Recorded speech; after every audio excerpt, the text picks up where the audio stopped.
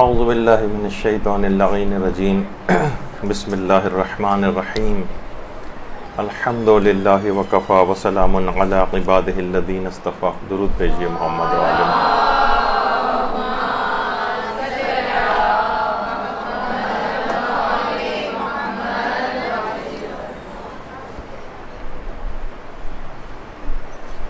کس قدر شکر و احسان ہے پروردگار کا کہ اس نے اس رمضان میں بھی ہمیں زندہ رکھا اور پھر اس قابل کیا کہ آج کی جو آنے والی رات ہے شب قدر وہ انشاءاللہ ہم سب کو نصیب ہوگی. شب قدریں تو بہت سی گزرتی ہیں، پچھلی سابقہ زندگیوں میں گزرتی رہی ہیں، لیکن ایسی شب قدر کیسے گزاریں کہ جو ایک آئیڈیل شب قدر قرار پائے، جو ہماری زندگیوں کے جو برنامہ ہے اور پروگرام ہے اس کو بدل کے رکھ دے. دیکھیے، اب شب قدر تو اپنی تمام تر فضیلتوں کے ساتھ ہمیں حاصل رہے گی. اب اس سے کسب فیض کرنا یہ ہمارا اپنا کام ہے، اور بچہ ہو، بڑا ہو، بوڑھا ہو، جوان ہو، ہر شخص کو اپنے ہاتھوں سے اپنی تقدیر کو لکھنا ہے. اور اس پہ کتنی شکر گزاری کی بات ہے، کتنے افراد ایسے ہیں جو پچھلے سال تک شب قدر جن کو نصیب رہی اور اس کے بعد پھر وہ اس دنیا فانی سے چلے گئے. تو اس لحاظ سے جتنے بھی بوڑھے افراد ہیں، جوان ہیں، بچے ہیں، ان سب کو الگ سے ایک شکر گزاری کا سجدہ آج کی رات کو کرنا چاہیے. تقدیریں بنانے کی رات ہے. روایات میں بھی یہ بات آئی ہے کہ حضرت یوسف نے جو وہ خواب دیکھا تھا جس میں یہ تھا کہ 11 ستارے اور چاند و سورج ان کو سجدہ کر رہے ہیں، تو یہ خواب بھی انہوں نے شب قدر میں دیکھا تھا. روایات میں ہے کہ شب جمعہ بھی تھی اور شب قدر بھی تھی. تو اس لحاظ سے یہ مقدرات کو لکھے جانے کی رات ہے.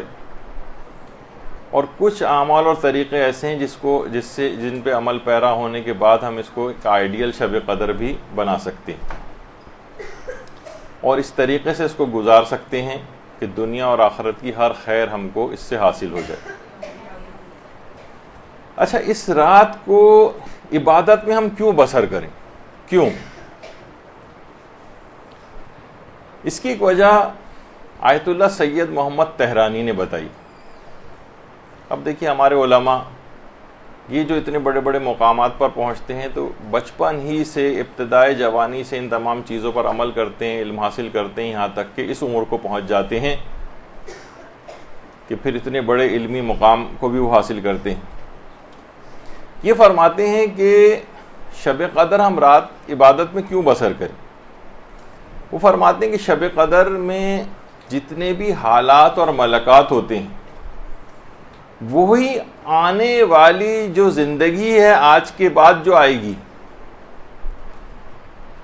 وہی کی وہی ساری زندگی کے اندر منعکس ہوں گے. یعنی آج کی رات آپ جس انداز سے بھی گزاریں گی وہ آنے والی تمام تر زندگی کے اندر اس کا ریفلیکشن آپ کو نظر آئے گا. وہ فرماتے ہیں کہ شب قدر میں جو شخص بھی عالم کثرت میں، بلکہ پہلے تو یہ کہا جائے کہ عالم وحدت کے اندر غرق رہے گا، مثلا پوری رات اطاعت خدا میں گزارے گا، پوری رات نمازوں کے اندر گزارے گا، پوری رات عبادت الہی کے اندر غرق رہے گا، تو فرماتے ہیں کہ اس کا ریفلیکشن پورے سال اس کی زندگی میں نظر آئے گا اور اس کی پورا سال نورانیت میں گزرے گا. اور جو شب قدر میں عالم کثرت میں غرق ہوگا وہ پورا سال اسی بے برکتی کے عالم میں رہے گا. مثلا اس رات کو آپ نے ٹی وی پر گیم شوز دیکھتے ہوئے گزاری، اس رات فضول بیت بازی اور شاعری کے ٹائپ کے جو پروگرام ٹی وی کے اوپر آ رہے ہیں وہ دیکھتے ہوئے گزاری، فضول قسم کے کوئز پروگرام دیکھتے ہوئے گزاری. کہ اب بازاروں میں چکر کاٹتے ہوئے گزاری یا ٹی وی پروگرامز کو دیکھتے ہوئے گزاری تو پورے سال اس کی نحوست دامن گیر رہے گی، اس کے اثرات پورے سال کے اوپر محیط ہو جائیں گے. تو بلکہ یہاں تک فرماتے ہیں آیت اللہ تہرانی کہ حتیٰ کہ اگر کسی کی توجہ پوری کی پوری اس رات اپنی اولاد پر مرکوز رہی، اپنی ذات پر مرکوز رہی، اپنے مال اور اپنی معاشی صورتحال کے اوپر مرکوز رہی، تمام تر دعاؤں کا ماحصل یہی تمام چیزیں رہیں، تو وہ پورے سال انہی کے چکر میں گزارے گا. یعنی فرماتے ہیں کہ عالم وحدت میں اس میں ڈوب جانا چاہیے اس رات، اور عالم کثرت سے باہر آنا چاہیے. ظاہر ہمارا اتنا بڑا مقام تو نہیں ہے کہ ہم دنیاوی لحاظ سے اپنے لیے کوئی دعا نہ کریں، اولاد کے لیے کوئی دعا نہ کریں، رشتہ داروں کے لیے دعا نہ کریں، مال کی ترقی کے لیے دعا نہ کریں، سب دعائیں کریں، لیکن عالم آخرت کے حوالے سے بھی دعاؤں کا ایک بہت بڑا پورشن آپ کے پاس ہونا چاہیے. مثلا ہر شخص کو دنیا سے جانا ہے، مرنا ہے، سکرات کی کیفیت طاری ہونی، اس کے لیے آپ دعا کریں کہ یہ آسانی کے ساتھ ہو، قبر کی پہلی رات آپ کی آسانی کے ساتھ گزرے، برزخی زندگی آپ آسانی کے ساتھ گزرے، قیامت آئے گی، پل صراط آئے گا، چوکیاں آئیں گی، کتنے سارے آگے نار جہنم وغیرہ، ان سب سے بچنے کے لیے بھی تو دعائیں کرنی ہے نا. تو کوئی لمحہ بھی اس رات کا ایسا نہ رہ جائے کہ جو کہ ذکر و مستحبات وغیرہ سے خالی ہو. ٹی وی وغیرہ کی فضول چیزیں بالکل نہ دیکھیں، کوئی وقت اس کے اندر نہ لگائیں، ورنہ جتنا وقت آپ نے اس روحانی پہلو سے کم تر لگایا، مثلا ٹھیک ہے رات 6-8 گھنٹے آپ کے پاس تھے، اس میں سے 1-2 گھنٹے آپ نے ٹی وی کے پروگرامز بھی دیکھے یا فضول باتوں میں وقت گزارا، تو روحانیت کا اتنا حصہ نامکمل رہ جائے گا. تو دیکھیے سب سے پہلے اس کی ابتدا کرنی ہے غسل سے، غسل شب قدر. یہ اس رات کا سب سے پہلا عمل ہے، اور کچھ مسائل جلدی ہم اس کو ڈسکس بھی کر دیتے ہیں کہ بہرحال دیکھیے آخری عشرے کی تقریباً تمام راتوں میں روایت میں یہ بات آئی ہے کہ پیغمبر اسلام غسل کیا کرتے تھے. اللہم صلی علی محمد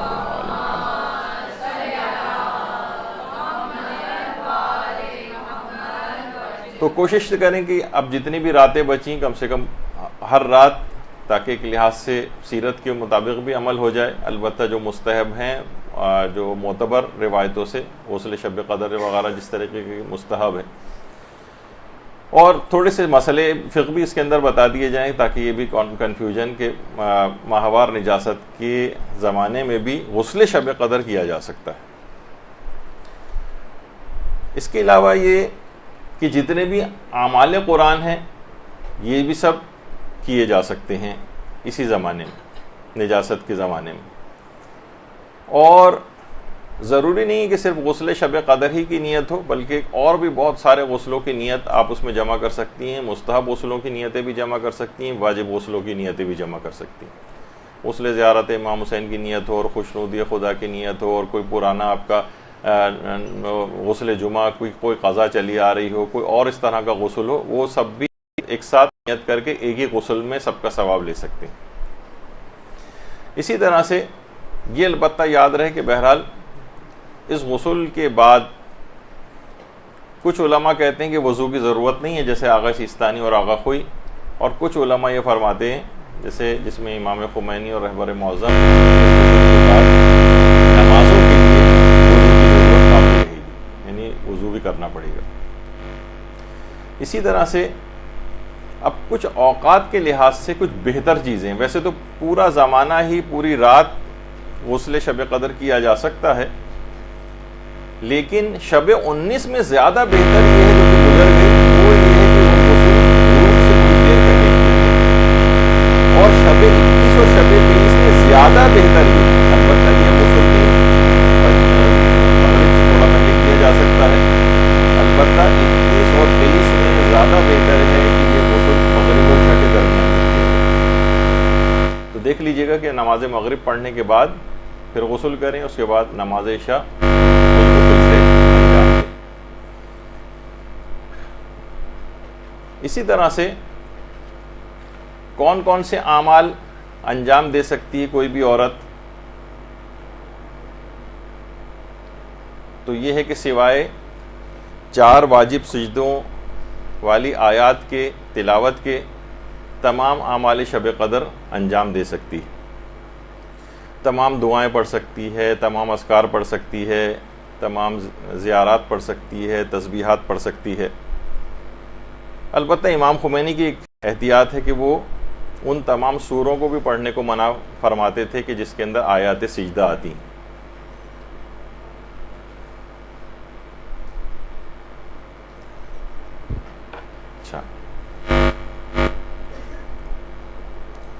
اچھا 23ویں شب قدر کا غسل کا ثواب کس وقت زیادہ ہے؟ یہ بھی ابھی آ گیا۔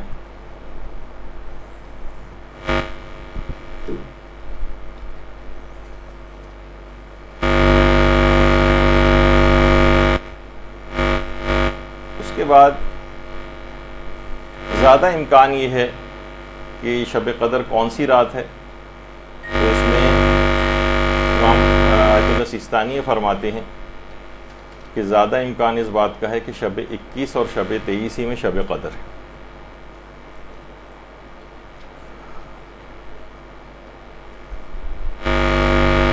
اچھا اب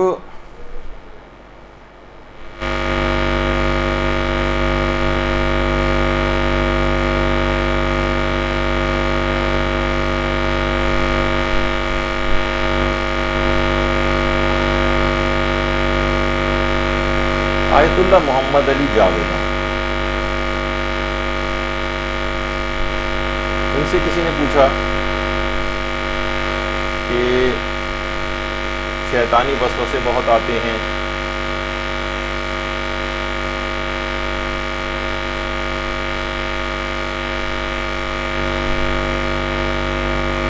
تو وضو ہمارا ٹوٹ جاتا ہے، تو ہم کیا کریں؟ تو انہوں نے فرمایا کہ اس کام کے لیے بھی تم اللہ ہی سے مدد طلب کرو، یعنی وضو ٹوٹتا ہے تو اللہ ہی سے مدد طلب کرو کہ وہی تمہارے وضو کو بچائے۔ اس رات کا ایک خصوصی ایک عمل اور بھی ہے، اور وہ ہے کہ ارادہ توبہ آپ کا بہت ہی محکم اور مستحکم ہونا چاہیے، سرسری سا نہ ہو، کیونکہ روایات میں بھی یہ بات آئی ہے کہ الہی لا تعذبنی بعقوبتک، اے خدا مجھے اپنے عذاب کے ذریعے معذب نہ کرنا، یعنی ایسا نہ ہو کہ میں مصیبتوں میں پڑ جاؤں تب میں اللہ اللہ کروں، ورنہ توفیق توبہ ہی نصیب نہیں ہوگی۔ بالکل سچی توبہ کرنی ہے اور خود کو عذابوں سے اور پریشانیوں سے بچانا ہے۔ اور یہی وجہ ہے کہ آیت اللہ جواد عاملی یہ بات فرماتے ہیں اور ایک روایت کو پیش کرتے ہیں اپنے ایک درس کے اندر کہ الناس عبید الدنیا والدین لائق علی السنتہم۔ اس کا ترجمہ عام طور پر یوں کیا جاتا ہے کہ لوگوں کا دین ایک چیونگم کی طرح سے ہے، جب تک یہ منہ میں مزہ دیتی ہے تب تک تو لوگ اس کو چباتے ہیں، اور جب مزہ ختم ہو جاتا ہے تو اس کو پھینک دیا جاتا ہے۔ یعنی ایمان گویا ہمارے دل میں نہیں ہوتا، صرف ہمارے دہن میں ہوتا ہے، زبان پر ہوتا ہے، یہ ہمارے حلق سے نیچے نہیں اترتا۔ آیت اللہ بہجت نے ایک بڑا عجیب واقعہ بھی سنایا، کہنے کہ صاحب علم نے اپنے خواب کے اندر یہ بات دیکھا کہ ایک مومن تھا جو کہ اہل علم میں سے تھا، اور اسے دیکھا کہ وہ بصرہ میں غیر مومنین کے قبروں، تو اس نے پوچھا کہ یہ تو نجف میں وادی السلام میں دفن تھا۔ اس نے خواب میں پوچھا کہ آپ یہاں پر کیسے آ گئے؟ غیر مومنین کے بصرہ کے قبرستان میں آپ کو تو دفن ہی کیا گیا تھا، نجف دار السلام میں، وادی السلام میں، تو آپ یہاں پر کیسے آئے؟ بصرے کے قبرستان کے اندر آپ آ گئے، وہ بھی غیر مومنین کے۔ کہا کہ ہاں، مجھے غیر شیعہ میں سے قرار دے کر یہاں منتقل کر دیا گیا. کہا کہ حیرت ہے، آپ تو شیعہ تھے، پھر آپ کو یہاں کیسے کیوں منتقل کیا گیا؟ تو اس مرحوم نے خوابی میں اپنی زبان نکالی اور کہا کہ صرف میں زبانی شیعہ تھا اور عمل سے کوسوں دور تھا، فقط میرا زبانی دعوے کو قبول نہیں کیا گیا اور غیر شیعوں کے قبرستان میں مجھے منتقل کر دیا گیا. تو دیکھیں اس لحاظ سے عمل کرنا ہے. یہی وجہ ہے کہ آیت اللہ بہجت یہ بات کہتے تھے کہ فعال بنے قوال نہ بنے، یعنی کام کرنے والے بنے، باتیں بنانے والے نہ بنے. اور وہ کہتے تھے کہ بجائے اس کے کہ آپ لوگ ایک دوسرے کو دیکھیں، آپ کو چاہیے کہ دفتر شریعت یعنی توضیح المسائل کا مطالعہ کیا کریں، دستور العمل دیکھیں شریعت آپ سے کیا چاہتی ہے. کہتے تھے جتنی بھی نصیحتیں ہیں، وعظ ہیں، خطابت ہیں، تحریر ہے، تقریر ہے، یہ تعلیم و تعلم، یہ سب عمل کے لیے، یہ بذات خود مطلوب نہیں ہے. تو ایسا عمل ہو کہ جو دوسروں کے لیے باعث رشک ہو. امام خمینی کی رحلت کی خبر جب پہنچی تھی حضرت آیت اللہ بہجت کے پاس، تو انہوں نے ایک تاریخی جملہ کہا تھا کہ ایسا دین پر عامل تھے امام خمینی کہ ان کی رحلت کے بعد کفر بھی اسلام کی آرزو کرنے لگا تھا. اور ایک دفعہ عمل سے بات ان کی نکل رہی ہے، ایک دفعہ سفر زیارات عراق پر جانا تھا امام خمینی کو، انقلاب سے پہلے کی کافی بات ہے. تو آیت اللہ بہجت ان سے ملے کچھ عرصے بعد، کہا کہ آپ کو تو اب سفر کے اوپر چلے جانا چاہیے تھا عراق، تو ابھی تک آپ کیوں نہیں گئے؟ کہا کہ نہیں، انہوں نے اس دفعہ میں نے ارادہ کینسل کر دیا ہے، بعد میں کبھی حالات صحیح ہوئے تو جاؤں گا. انہوں نے کہا ہے کہ ویزے کے لیے جو تصویر میری چاہیے وہ بغیر عمامے کی چاہیے. یہ توہین ہے میرے لیے کہ میں عمامے کو اتار کر اپنی تصویر کھنچواؤں. اور یہاں آپ دیکھیں دین پر ایسا عامل کہ وہ شخص زیارات پہ نہیں گیا، اور بعد میں جب ایسے حالات ہوئے، جب اس کی ریکوائرمنٹ ختم ہو گئی تو پھر وہ زیارات کے لیے گئے.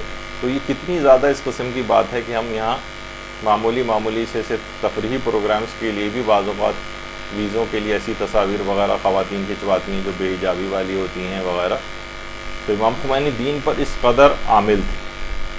تو بہرحال پکی سچی توبہ اس طرح سے کرنی، اور وہ یہاں بیٹھے بیٹھے بھی ممکن ہے کہ انسان بالکل پکی اور سچی توبہ کرے.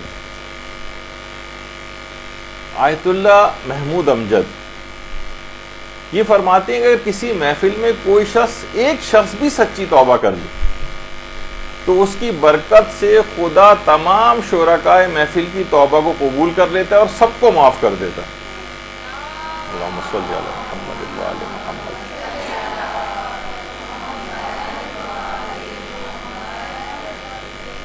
پکی اور سچی توبہ وہ یہاں بیٹھے بیٹھے بھی ہو سکتی.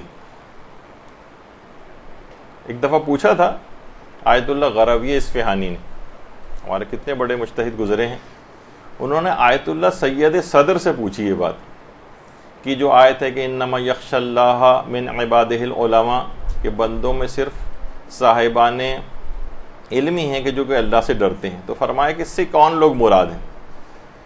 تو فرمایا اس سے چند اصطلاحات جاننے والا مراد نہیں ہے بلکہ علماء باللہ مراد ہے. یہاں انما کا لفظ آیا ہے جو کہ انحصار پر دلالت کرتا ہے، عمومیت اس کے اندر نہیں ہوتی. اس کے معنی نہیں کہ تمام صاحبان علم اس میں شامل نہیں، کیونکہ فرماتے ہیں اگر واقعی ہمارے سب پوشیدہ راز فاش ہو جائیں تو معلوم چلے گا کہ کتنے ہی ہم میں سے ایسے افراد ہیں جو فقط دیندار نظر آتے ہیں لیکن حقیقتاً دیندار نہیں. صرف اپنی دنیا کو ہم نے آباد کیا ہوا ہے، دینداری کا ایک ماسک اور خول گویا چڑھایا ہوا ہے، اپنے لباس سے، اپنے چند ظاہری اعمال سے، اپنی میٹھی میٹھی باتوں سے گویا ہم دنیا کو دھوکہ دیتے ہیں کہ ہم دیندار ہیں. تو دیکھیے آج کی رات اس بات سے بھی توبہ کرنی ہے کہ پروردگار اس طرح کی طرز زندگی کو ہماری اس سے نکال لے اور سچی توبہ قرار دے دے.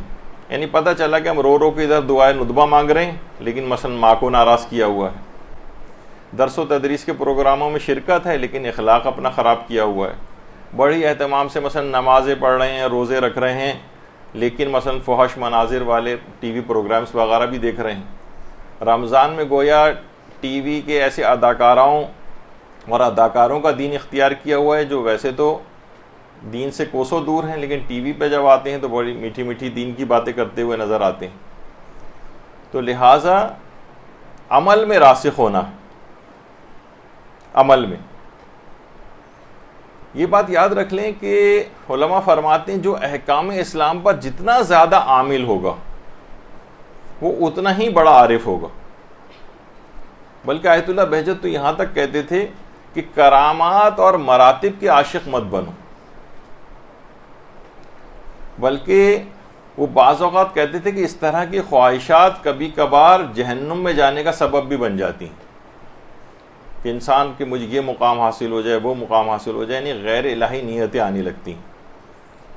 اور باقاعدہ وعدہ دیدار جو امام خمینی جب جلا وطن تھے اور اپنے بیٹے احمد خمینی کو خط لکھا کرتے تھے تو ان کے خطوط وعدہ دیدار ایک کتاب کے اندر شامل کیے گئے، تو اس میں امام خمینی نے اپنے بیٹے احمد خمینی کو جو خط لکھے تھے اس میں یہ بات بھی کہی تھی کہ یاد رکھو کہ قدر و منزلت کو حاصل کرنے کی کوشش نہ کرنا، خواہ مادی کوشش ہو خواہ معنوی کوشش ہو، اور صاحب نظر کی جو نصیحت ہوتی ہے وہ اس کا درس اور اشارہ ہوتی، بلکہ اگر کچھ کرامات تمہارے ہاتھ لگ جائیں تو بھی امکان ہے کہ ان امتحانات میں سے نہ ہو کہ جن سے نکلنا بہت مشکل ہو۔ سیدھے طریقے سے بس خدائی احکامات پہ عمل کرتی جائیں اور کسی بھی طرح کے غیر الہی نیت اس کے اندر نہ آنے دیں۔ تو آج کی یہ پوری رات بے انتہا مستحبات پر مسلسل عمل کی رات ہے۔ تو ایک بندہ مومن نے ایک مرتبہ میں حکایات میں ملتا ہے کہ یا تو امام زمانہ علیہ السلام کو دیکھا یا رسول خدا کو صلی اللہ علیہ محمد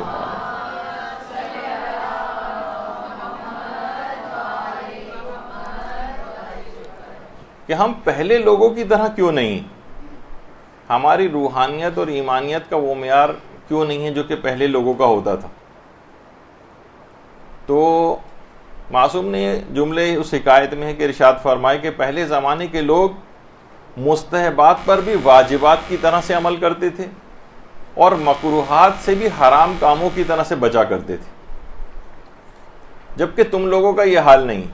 یعنی ہم تو اس طرح کا ہمارا گویا حال ہے کہ بالکل ہم جس طرح نہیں ہوتا کھائی کے کنارے کنارے چلتے ہیں، یعنی اکثر و بیشتر اس کے اندر گر جاتے ہیں۔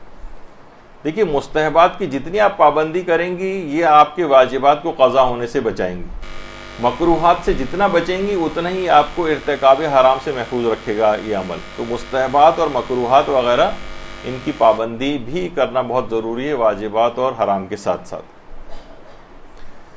دیکھیے آج شب قدر کو آئیڈیل بنانے کا پروگرام یہ ہے بنے گا کہ آئندہ زندگی میں حرام سے بچنے کے ساتھ ساتھ آپ مکروہات سے بچنے کا بھی عہد کریں اور واجبات کے ساتھ ساتھ مستحبات کی بھی بھرپور ادائیگی کا اہتمام کریں اور نیت کریں۔ ہم لوگوں کا واقعتاً یہ حال بن گیا ہے کہ جتنی بھی ہمیں آسائشیں حاصل ہو رہی ہیں، جتنی نعمتیں حاصل ہو رہی ہیں، اتنی ہی ہم عبادات سے بے رغبت ہوتے جا رہے ہیں، اتنی ہی سستی اور کاہلی دین کے معاملات میں بڑھتی چلی جا رہی۔ شیخ ہادی قدس یہ فرماتے ہیں کہ آیت اللہ بہجت نے ایک واقعہ سنایا۔ فرماتے ہیں رشت جو ایک جگہ ہے وہاں کے ایک مالدار شخص نے ایک دفعہ اپنی ایک بیٹی کی شادی ایک غریب سید عالم دین سے کر دی۔ اچھا بہت سے لوگ ہوتے ہیں جذباتی دیندار، جذباتی فیصلے کیے، بہرحال اپنی بیٹی کو اس نے ایک سید عالم دین جو بہت ہی غریب تھے ان سے شادی ہو گئی۔ بڑے گھرانے کی لڑکی تھی، کھانا پکانا وغیرہ آتا نہیں تھا، شوہر بیچارہ شرما حضوری میں کچھ نہیں کہہ پاتا تھا۔ ایک رات اس لڑکی نے حضرت فاطمہ الزہرا سلام اللہ علیہا کو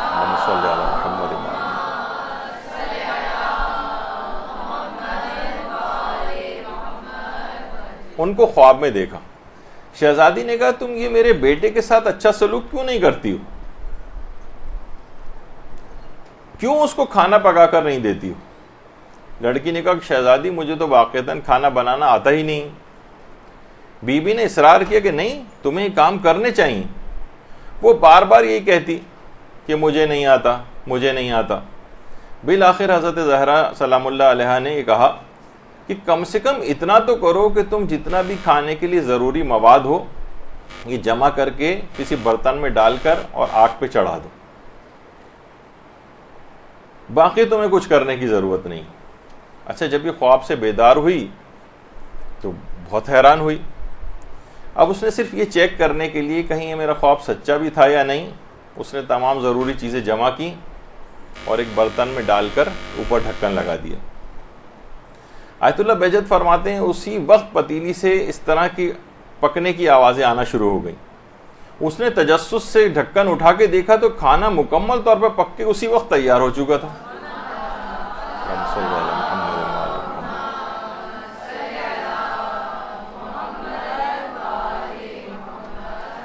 اور خوشبو سے پورا گھر مہک رہا تھا۔ اچھا، اب روزانہ ایسا ہی ہونے لگا، کھانا وہ روزانہ ایسے ہی پکانے لگی۔ مہمان آتے کھانا کھا کر جاتے، وہ کہتے ہم نے کھانا زندگی میں کبھی اس طرح کا نہیں کھایا۔ آیت اللہ بہجت فرماتے ہیں اس واقعے کے اندر دو بڑی حیران کن باتیں ہیں۔ ایک تو یہ ہے کہ کرامت کتنی حیران کن ہے کہ روزانہ اس طرح سے کھانا پک کر تیار ہو جاتا تھا۔ اس سے زیادہ حیران کن بات یہ ہے کہ اس امیر زادی نے بار بار کرامت کو دیکھ کر بھی کھانا پکانا نہیں سیکھا۔ یہ آپ کو اصل میں واقعہ سنانا مقصود نہیں تھا۔ جتنی آسائشیں اور نعمتیں بڑھتی جا رہی ہیں اتنا دین کے اوپر عمل دور ہوتا جا رہا ہے۔ یہاں ہمارے ساتھ بھی کتنا ہوتا ہے، کتنی ہماری ظاہری طور پر مدد ہوتی، کتنے معجزات ہمارے ساتھ ہو جاتے ہیں، کتنی پریشانیوں سے ہم بچ کر نکلتے ہیں، لیکن کوئی بھی سدھرنے کو تیار نہیں ہوتا۔ کتنی شب قدر آتی ہیں اور گزر جاتی ہیں، کتنے رمضان آئے اور گئے، نہ ہمیں بدلنا تھا اور نہ ہم بدلے۔ جبکہ ہم ان کردار کے اعتبار سے ہم ان معصومین کے ماننے والے ہیں کہ علامہ اظہر حسن زیدی صاحب قبلہ کتنے مشہور خطیب گزرے، وہ یہ کہتے تھے کہ ہم ایسے افراد کے ماننے والے ہیں جن کا کردار یہ تھا کہ آل محمد پر لوگوں نے تلوار اٹھائی، پتھر اٹھائے، تازیانے اٹھائے، مگر کوئی انگلی نہیں اٹھا سکا۔ ایسا کردار، وہ ہمارا کردار کچھ اس طرح کا ہے نا، وہ جو دادا اور پوتے کے اندر ایک مکالمہ ہے لطیفے کے طور پر کہ دادا آپ اس زمانے میں رہتے کس طرح تھے، نہ جہاز تھا، نہ کوئی کمپیوٹر تھا، نہ لیپ ٹاپ تھا، نہ ٹی وی تھا، نہ آئی فون تھا، نہ کوئی موبائل تھا، نہ اے سی تھا۔ تو کہا کہ بیٹا ہم اسی طریقے سے رہتے تھے جیسے تم لوگ آج رہتے ہو، نہ نماز، نہ روزہ، نہ قرآن، نہ خمس، نہ زکوٰۃ، نہ ادب، نہ اخلاق، نہ شرم، نہ حیا۔ تو یہ کچھ اس انداز کی حالتیں جو ہیں ہم لوگوں کی بن گئیں۔ دوسروں پر بہت اعتراض کرتے ہیں اور خود اس سے غافل، جس طرح کہا جاتا ہے نا کہ اپنے گلے کے اندر سانپ اور بچھو لٹک رہے ہیں اور دوسروں کی مکھیاں اڑانے کی فکر میں۔ تو اپنی ذات کی اصلاح کی فکر اس رات کو کریں، دوسروں کی فکر بعد میں۔ علماء نے واقعی اچھی بات بیان کرتے ہیں کہ افسوس ہے کہ ایک شخص اپنے بدن کی چربی کو گھلانے کے لیے، اپنا وزن کم کرنے کے لیے گھنٹوں جاگنگ کرتا ہے، واک کرتا ہے، پسینے بہاتا ہے، لیکن گناہوں کا وزن کم کرنے کے لیے اپنے خالق کے سامنے چند منٹ بھی کھڑا نہیں ہوا جاتا۔ ڈائٹنگ کے نام پر ہفتوں مہینوں خود کو بھوکا رکھتا ہے اور روزہ رکھنے کے اوپر اس کی جان جانے لگتی۔ یہ منافقت اور دو رنگی ہے، اس کے ساتھ شب قدر منانے کا کوئی فائدہ نہیں۔ تو اس کو اسی رات ختم کر دینا چاہیے، ورنہ اس جیسی راتیں تو پہلے بھی بہت آتی رہیں اور آئندہ بھی آتی رہیں گی جب تک اپنے آپ کو بدلنے کا ایک مکمل طور پر ارادہ نہ ہو۔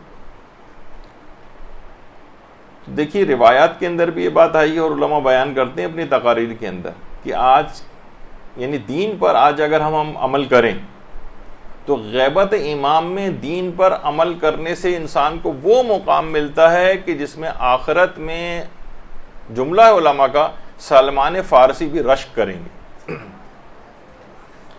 کون سلمان؟ وہ سلمان کہ جو کہ 10ویں درجے کے اوپر ایمان کے فائز، 10ویں درجے، یہ سلمان فارسی کی جو مدائن میں قبر مبارک جو ہے اندرونی، تو 10ویں درجے پر فائز ہیں. وہ رشک کریں گے غیبت امام کے زمانے میں جو شخص بھی دین کے اوپر عامل ہوگا.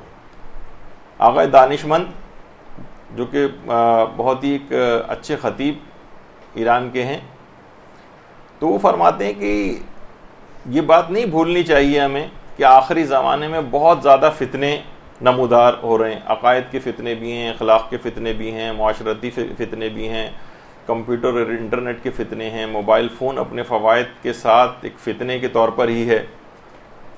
وہ فرماتے ہیں یوسف کے سامنے ایک زلیخا تھی، آج نوجوانوں کے سامنے ہزاروں زلیخائیں ہیں.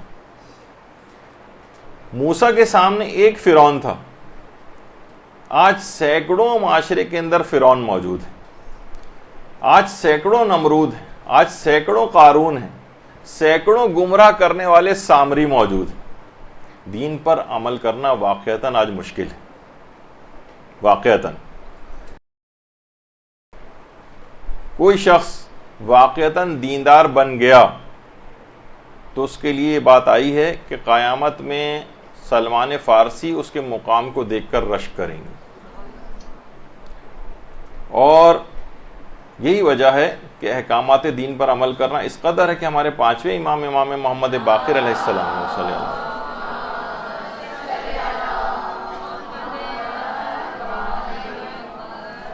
اے ہشام خود کو جنت سے کمتر چیز پر فروخت نہ کرنا، اپنے ایک صحابی سے امام نے فرمایا تھا. اچھا دیکھیے، آقا دانشمند نے ایک جملہ اور ارشاد فرمایا تھا کہ پرانے زمانے میں ایک مثل مشہور تھی کہ ٹوپی کو کبھی بھی سستے داموں فروخت نہیں کرنا چاہیے. یعنی اگر آپ نے دین پر عمل کیا تو سلمان فارسی کے لیے قابل رشک بن جائیں گے اور اس دنیا ہی سے انعامات ملنے شروع ہو جائیں گے. پیغمبر اسلام فرماتے تھے نا کہ اللہم صلی علی محمد،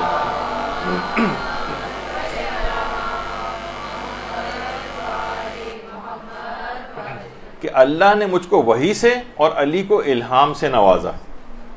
ہمارے کتنے علماء بھی ایسے ہیں، جیسے سید ابن طاؤس کے متعلق یہ بات کہی جاتی ہے کہ وہ مقام الہام کے مدعی تھے. ایک ان کے بیٹے تھے علی ابن طاؤس، ان کے دونوں باپ اور بیٹا وہ اسی طرح سے بہت ہی بڑے مقام کے اوپر پہنچ گئے تھے. اچھا، ایک بھی گناہ انسان نہ کرے، کیا یہ ممکن ہے؟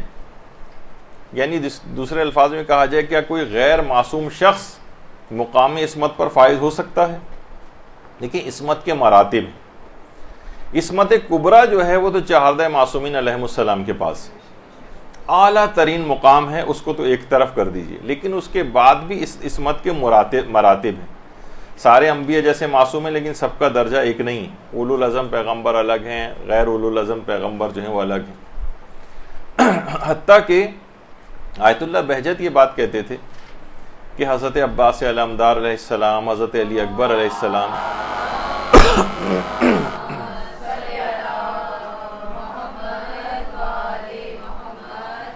اور تمام شہدائے کربلا بھی مقام عصمت پر فائز تھے. آیت اللہ بہجت فرماتے تھے البتہ عصمت سے مراد وہ مخصوص عصمت کبریٰ مراد نہیں، وہ تو صرف 14 معصومین کے پاس، لیکن اس سے کمتر درجے کی جو عصمت ہے اس پر یہ تمام افراد بھی فائز تھے.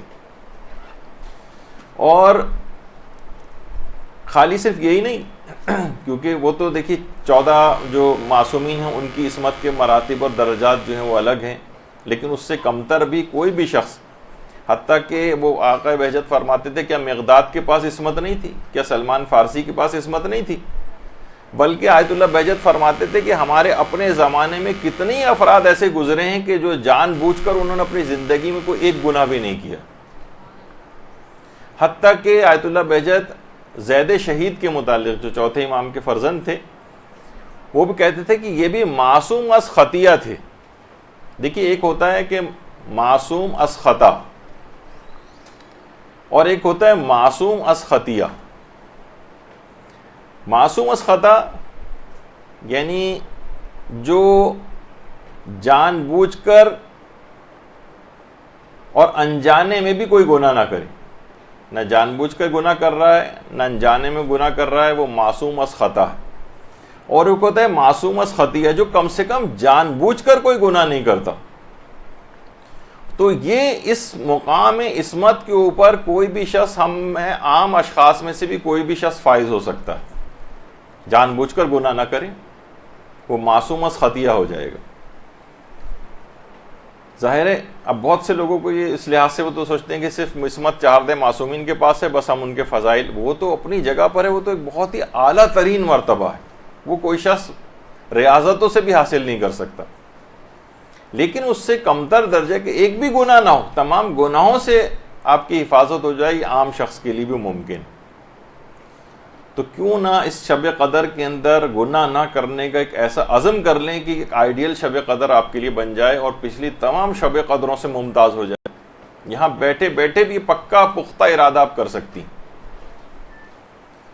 اور اس کے لیے دماغ میں آتا ہے نا کہ ہم تو بہت کمزور ہیں، ہماری تو کہیں یہ عزم مصمم ٹوٹ ہی نہ جائے، تو علماء فرماتے ہیں اس کے لیے معصومین علیہ السلام کا وسیلہ اختیار کریں، اور اس طرح سے تڑپ کر دعا کریں کہ جملہ ہے نا کہ جب دعا ایڑیاں رگڑنے پر آ جاتی ہے تو قبولیت کے زمزم کو جاری ہونا ہی پڑتا ہے، تو لازمی وہ زمزم جاری ہوگا اور آپ کی دعا قبول ہوگی۔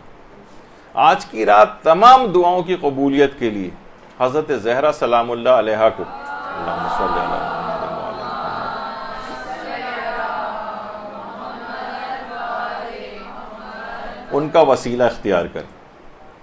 یہی وجہ ہے کہ آیت اللہ بہاء الدینی ہمارے کتنے بڑے عرفاء میں سے گزرے ہیں، نردبان آسمان کے نام سے ان کے حالات کے اوپر جو کتاب لکھی گئی ہے، اس میں وہ فرماتے تھے کہ میں تو صرف اتنا جانتا ہوں کہ جس دعا کی درخواست پر حضرت زہرا دستخط فرما دیں، اس درخواست پر خود بخود پیغمبر اسلام اور تمام ائمہ معصومین کے دستخط ہو جاتے ہیں۔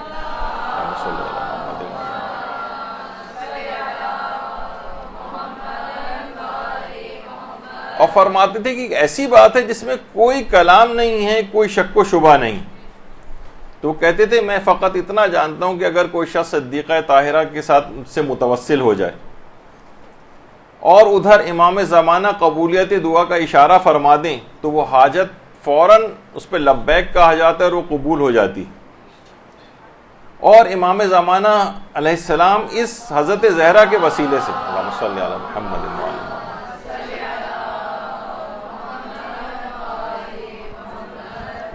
حضرت زہرا کے وسیلے سے کی جانے والی دعا کو کبھی بھی امام زمانہ رد نہیں فرماتے۔ یہی وجہ ہے کہ آیت اللہ محمد حسین طباطبائی توسل کے اتنے زیادہ قائل تھے کہ پورے رمضان میں افطار اس وقت تک نہیں کرتے تھے جب تک کہ معصومہ قم کی زری کو جا کر بوسہ نہیں دے لیتے تھے۔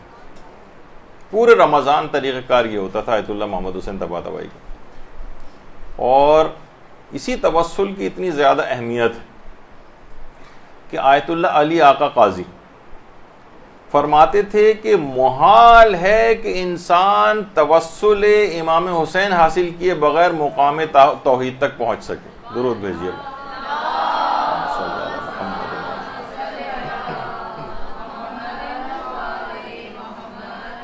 محال ہے کہ کوئی شخص مقام توحید تک پہنچ سکے جب تک کہ وہ امام حسین علیہ السلام سے توسل اختیار نہ کرے، اور ان کی راہ تک پہنچنے کے لیے، ان کے در تک پہنچنے کے لیے کل خیرات اور فیوز و برکات کے حصول کے جو پیشکار ہیں وہ حضرت قمر بنی ہاشم عباس علمدار علیہ الصلوۃ والسلام۔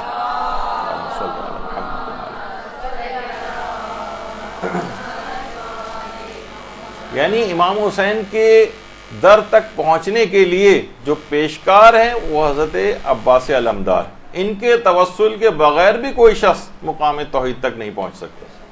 ان سے گزرنا ہوگا، ان کا توسل اختیار کرنا ہوگا تو دربار امام حسین میں حاضری ملے گی، اور وہاں سے پھر آگے کی مقامات کی طرف بڑھا جائے گا۔ تو دیکھیے انہی کے وسیلے سے اور ہر قسم کی جتنی بھی دعائیں ہیں انہی کا ہی وسیلہ اختیار کرنا ہے. حضرت عباس علمدار کا وسیلہ آج کی رات اختیار کریں, امام حسین کا شہزادی کونین کا وسیلہ آج کی رات اختیار کریں, کیونکہ یہ افراد یہ ان کے ماننے والے یعنی ان کو تو یہ لازمی عطا کریں گے جب یہ اپنے مخالفین تک کو عطا کرتے ہیں. یہ بات بھی آیت اللہ بہجت نے اپنے ایک درس کے اندر بتائی. کہتے ہیں نجف میں وہ جگہ جہاں دجلہ اور فرات ملتے ہیں, وہاں ایک شیعہ مومن تھا جو ہر جمعرات کو زیارت امیر المومنین علیہ السلام کے لیے نجف جاتا تھا. صلی اللہ علیہ محمد وآلہ.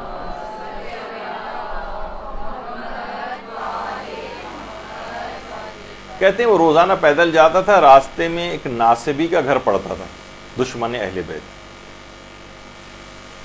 تو وہ ناصبی جو تھا وہ اس کا خوب مذاق اڑاتا تھا, اور ایک دن تو اس نے بہت ہی زیادہ امیر المومنین کی شان میں گستاخی بھی کی.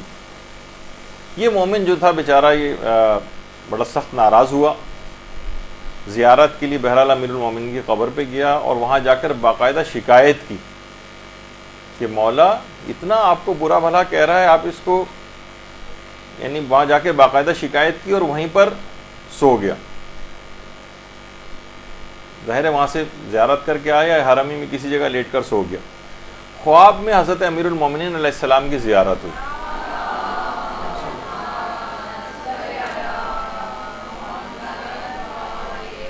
کہا مولا آپ اس کو سزا کیوں نہیں دیتے؟ مولا نے کہا اس کا ایک حق ہماری گردن پر ہے, اس وجہ سے ہم اس کو سزا نہیں دیتے. کہ ایک دفعہ وہ فرات کے پاس بیٹھا ہوا تھا تو اس کو شہید کربلا کا پیاسا ہونا یاد آ گیا, تو وہ اپنے آپ سے کہنے لگا کہ اے عمر ابن سعد, تو نے حسین کو پیاسا قتل کر کے اچھا نہیں کیا, کم سے کم پانی پلا کر ہی قتل کر دیتا. اور یہ سوچ کر اس کا دل پسیجا اور اس کی آنکھوں میں کچھ نمی آ گئی. اب اس کا ایک حق ہماری گردن پر آ گیا, ہم اس کو سزا نہیں دیں گے. یہ بیدار ہوا, اور بیدار ہونے کے بعد جب یہ زیارات سے واپس آیا تو راستے میں پھر وہی ناصبی مل گیا. اس نے پھر مذاق اڑایا. تو اس نے مومن نے کہا کہ ناصبی تیرے لیے امام نے ایک پیغام دیا ہے, اور پورا خواب سنایا. وہ ناصبی بھی حیران رہ گیا. کہا کہ جس وقت یہ سب کام ہو رہا تھا میری آنکھوں میں وہ نمی آئی تھی, میں نے جملے کہے تھے, اس وقت کوئی دوسرا موجود نہیں تھا, تو علی کو یہ بات کیسے پڑی؟ اسی وقت منقلب ہوا اور کلمہ ولایت کو زبان پر جاری کیا. اللہم صلی اللہ.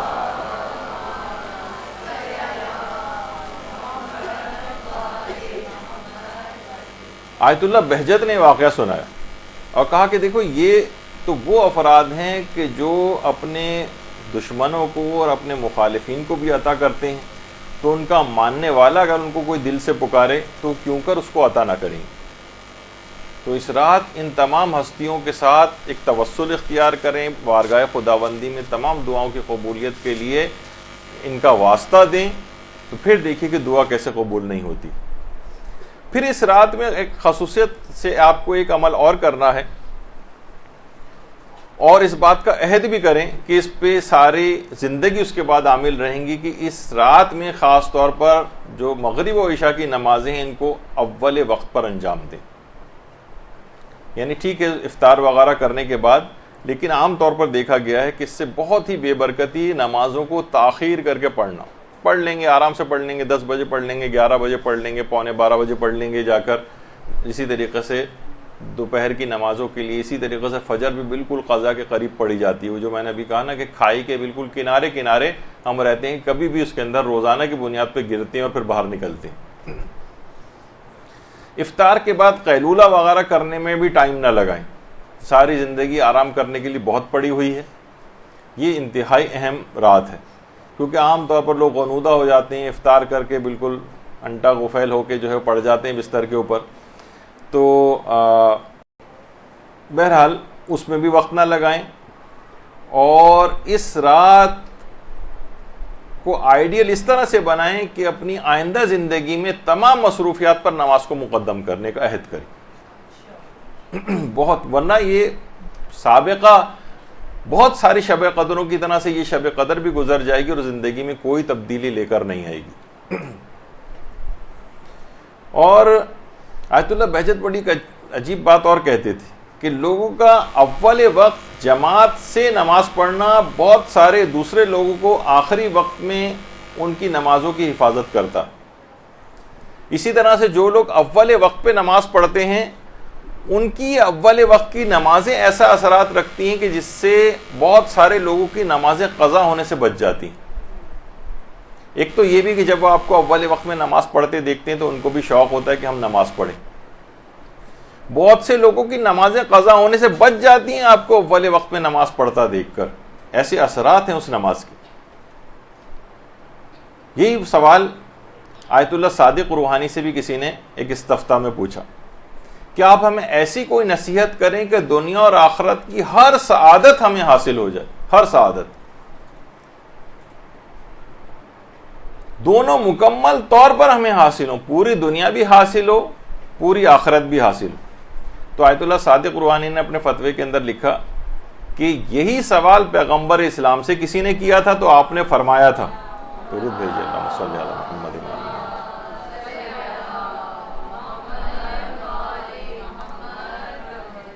تو آپ نے فرمایا تھا کہ ہر نماز کو اس کے اول وقت پر انجام دو, یعنی اس کے بعد تمہیں دنیا اور آخرت کی تمام سعادتیں حاصل ہو جائیں گی. اول وقت میں نماز, تو اس کا عہد آج کی رات کر لیں اور اول وقت کی نماز مغرب اور عشاء کی اسی رات سے پڑھیں, یعنی زیادہ تاخیر نہ کریں. بہت اگر بھوک پیاس تنگ کر رہی ہو تو ٹھیک ہے, آپ افطار وغیرہ کر لیں, افطار کے فوراً بعد پہلے سے وضو غسل وغیرہ کر کے تیاری وغیرہ کر کے اور آپ نماز مغربین کے لیے کھڑی ہو جائیں. رات ویسے بھی چھوٹی ہے, اعمال بہت زیادہ اس کے اندر ہوں گے, وقت کو ضائع نہ کریں, آرام کرنے کے لیے زندگی پڑی. اچھا, یہی وجہ ہے کہ آیت اللہ بہجت سے ایک مرتبہ ایرانی صدر ملاقات کے لیے آئے تھے, تو آیت اللہ بہجت نے ان کو توحید کے بہت سارے اسرار و رموز سمجھائے تھے.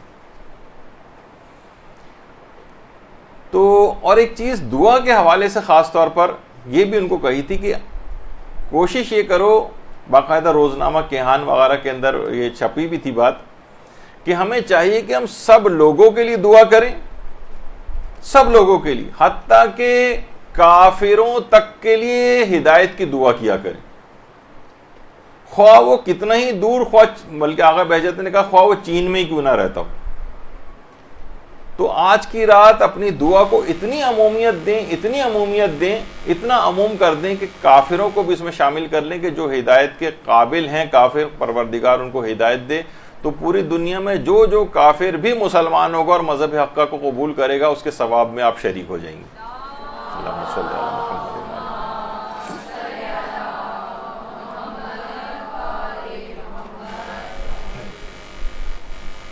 تو یہی وجہ ہے کہ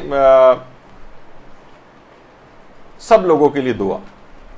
ملا فتح علی سلطان آبادی, یہ وہی صاحب کرامت شخصیت ہیں جن کا واقعہ تو ایک دفعہ میں پچھلے کسی درس میں سنا چکا ہوں, لیکن ان کی تصویر غالباً آپ کو نہیں دکھائی تھی. نام سے ان کے ایسا لگتا ہے جیسے کوئی انڈیا پاکستان وغیرہ کے کوئی سلطان آباد کا علاقہ ہوگا, لیکن نہیں, یہ ایرانی تھے. ملا فتح علی سلطان آبادی بے انتہا کرامات والے بزرگ تھے. تو ایک مرتبہ شیخ فضل اللہ نوری نے کا طریقہ کار یہ تھا کہ وہ دعوت دیا کرتے تھے, ہر شب جمعہ 50 افراد کی گھر پہ دعوت کرتے تھے مومنین کی. ایک دفعہ میں نے پہلے بھی واقعہ سنایا تو اس میں محدث نوری کا نام لے لیا تھا, وہ محدث نوری نہیں بلکہ شیخ فضل اللہ نوری.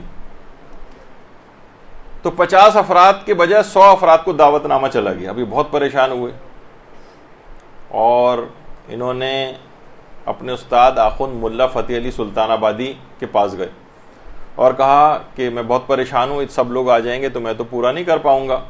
کہا کہ فکر کی کوئی بات نہیں ہے, جب تم کھانا وغیرہ کسی بھی پتیلی وغیرہ کے اندر ڈالو کھانے پکانے کے لیے تو مجھے بلا لینا. وہ بلا کے لے آئے ان کو. تو انہوں نے پتیلی کے اندر ڈھکن ہٹا کے اس کا ایک جملہ پڑھا, علی خیر البشر ومن ابا فقط کفر. علی بہترین مخلوق ہیں، جو ان کو نہ مانے وہ کافر ہے۔ اور اس کے بعد کھانا پک کر تیار ہوا، وہ 100 کے 100 افراد آئے، پیٹ بھر کے کھانا کھا کے بھی چلے گئے، اور اچھا خاصا کھانا پھر بھی بچ گیا۔ اللہم صلی علی محمد و علی محمد۔ اچھا، جب ایک مرتبہ یہ بامبے انڈیا میں تھے اور اس کے بعد پھر ان کو جانا تھا حج وغیرہ کے لیے، تو انہوں نے ایک بات کہی تھی کہ پروردگار، دعا کی تھی کہ آج تک میں نے تجھ سے اپنے لیے کچھ نہیں مانگا۔ دیکھیے دعا کے متعلق ہم کہہ رہے ہیں کہ شب قدر میں اپنی دعا کو اتنا عموم دیں کہ سب کو دوسروں لوگوں کے لیے دعا کریں کہ آج تک میں نے اپنے لیے کچھ نہیں مانگا، ہمیشہ دوسروں کے لیے دعا کی۔ اچھا، یہ خصوصیت اور آیت اللہ محمد حسین طباطبائی میں بھی تھی۔ وہ کہتے تھے مجھے نہیں یاد پڑتا کہ آج تک میں نے اپنے لیے کوئی دعا کی ہو، میں ہمیشہ دوسروں کے لیے کرتا ہوں۔ اچھا، روایات میں بھی بات آئی ہے کہ جب کوئی انسان مرد مومن کسی دوسرے مومن کے لیے دعا کرتا ہے تو ایک فرشتہ خلق ہوتا ہے جو اس پر آمین کہتا ہے کہ جو دعا تو نے دوسرے لوگوں کے لیے کی ہے پروردگار وہی تیرے حق میں بھی قبول کر لے۔ تو اپنے لیے کوئی کرنے کی ضرورت نہیں، سب دوسرے لوگوں کے لیے دعا کریں، وہ ساری دعائیں آپ کے اپنے حق میں قبول ہو جائیں گی۔ تو علامہ طباطبائی بھی کہتے تھے مجھے نہیں یاد پڑتا کہ ذاتی طور پر میں نے اپنے لیے کبھی کوئی دعا کی۔ تو یہی ملا آخوند فتح علی سلطان آبادی، وہ کہتے تھے پروردگار میں تجھ سے آج پہلی دفعہ ایک دعا کر رہا ہوں اپنے لیے، کہ ان کے ایک جسم پر ایک پھوڑا نکل آیا تھا جس سے خون لباس کے اوپر لگ جاتا تھا، کہ پروردگار مجھے حج پر جانا ہے، اس پھوڑے کو ٹھیک کر دے تاکہ میں مکمل طہارت کے ساتھ اپنے اعمال حج کو انجام دے سکوں۔ اچھا، دوسروں کے لیے دعا کرنے والے میں خصوصیت اور پیدا ہو جاتی ہے، اور وہ یہ کہ وہ مستجاب الدعوات بن جاتا ہے۔ ایک بہت بڑی آپ کو ایک اہم پوائنٹ یہ میں بتا رہا ہوں کہ انسان اگر دوسروں کے لیے کثرت کے ساتھ دعا کرنا شروع کر دے تو مستجاب الدعوات ہو جاتا ہے۔ کہہ رہے ہیں ابھی دعا ختم ہی کی تھی انہوں نے، وہ پھوڑا غائب ہو گیا۔ اعمال حج کے لیے تشریف لے گئے، حج کے بعد وہاں سے واپس آئے، اور اس کی ایک وجہ یہ تھی مستجاب الدعوات ہونے کا ایک دوسرا طریقہ ایک اور بھی، وہ یہ ہے کہ آخوند ملا فتح علی سلطان آبادی ناد علی کبیر اس کے عامل تھے۔ ناد علی اتنا زیادہ مجرب دعا ہے کہ اس کو کوئی دعا کے طور پر اگر پڑھے، وہ علمی اختلافات وہ اپنی جگہ پر، وہ تو ہم ایک اپنی گفتگو کے اندر جو بہترین نماز کیسے پڑھیں اس میں جب ناد علی کی گفتگو آئی تھی تو وہاں پر اس کو تفصیل سے بیان کر چکے۔ وہ فرماتے ہیں کہ یعنی اگر کوئی بھی شخص، علماء کہتے ہیں کہ ناد علی کبیر کے اوپر عامل ہو جائے، یعنی کثرت کے ساتھ اس کو پڑھے، تو وہ صاحب کرامت ہو جاتا ہے، مستجاب الدعوات ہو جاتا ہے۔ اور واقعتاً امیر المومنین کے نام میں یعنی ہمیں ہمارے مادیات کے پردے اگر چاک ہو جائیں تو ہم دیکھیں گے کہ وہی ہمیں نظر آئے گا جو آیت اللہ عبد الکریم کشمیری کو نظر آیا تھا۔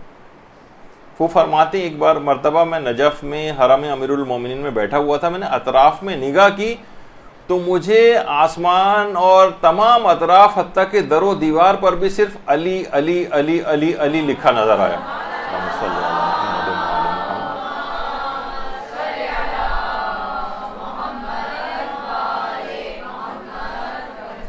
ہر جگہ پر مجھے یہ لکھا نظر آیا۔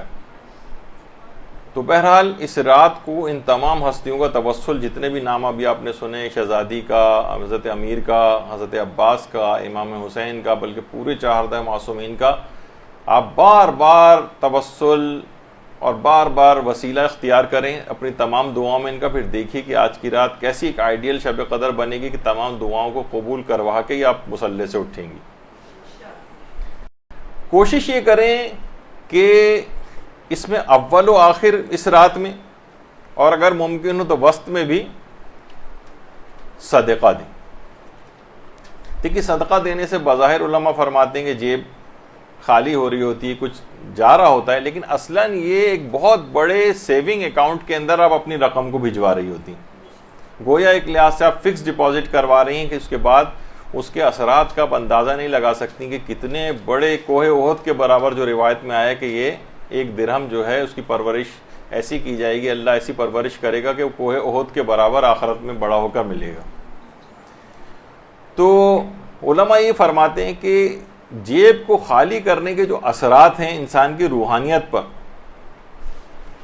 یہ بہت حیرت انگیز ہیں. یعنی جتنا آپ اپنے مال کو مومنین کے اوپر خرچ کریں گے اتنا ہی آپ کی زندگی فضائل اور کمالات سے بھرپور ہوتی چلی جائے گی. تو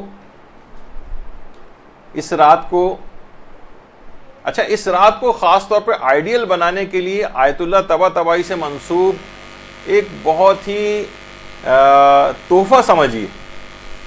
اس کو اگر آپ نے اس کے اوپر عامل ہو گئیں تو دیکھیے کتنی مشکلات ہیں لوگوں کی زندگیوں میں. مثلا کہیں شادیاں نہیں ہو رہی ہیں, کہیں غربتوں کے مسائل ہیں, کہیں بیماریوں کے اندر لوگ مبتلا ہیں, کہیں اولاد کے بگاڑ کے مسائل جو درپیش ہیں, کہیں کردار کی خرابیاں لازم آ رہی ہیں. غرض اتنی پریشانیاں ہیں, اتنی مشکلات ہیں کہ آیت اللہ طباطبائی سے منسوب جو ایک بات ہے کہ اگر اس پہ انسان عامل ہو جائے, فرماتے ہیں جتنی بھی مشکلات میں گھر جاؤ, جتنی بھی پریشانیوں کا شکار ہو جاؤ, اس کے لیے صلوات کا ایک سیلاب روانہ کرو جس میں تمام مشکلات کو یہ صلوات بہا کر لے جائے گی.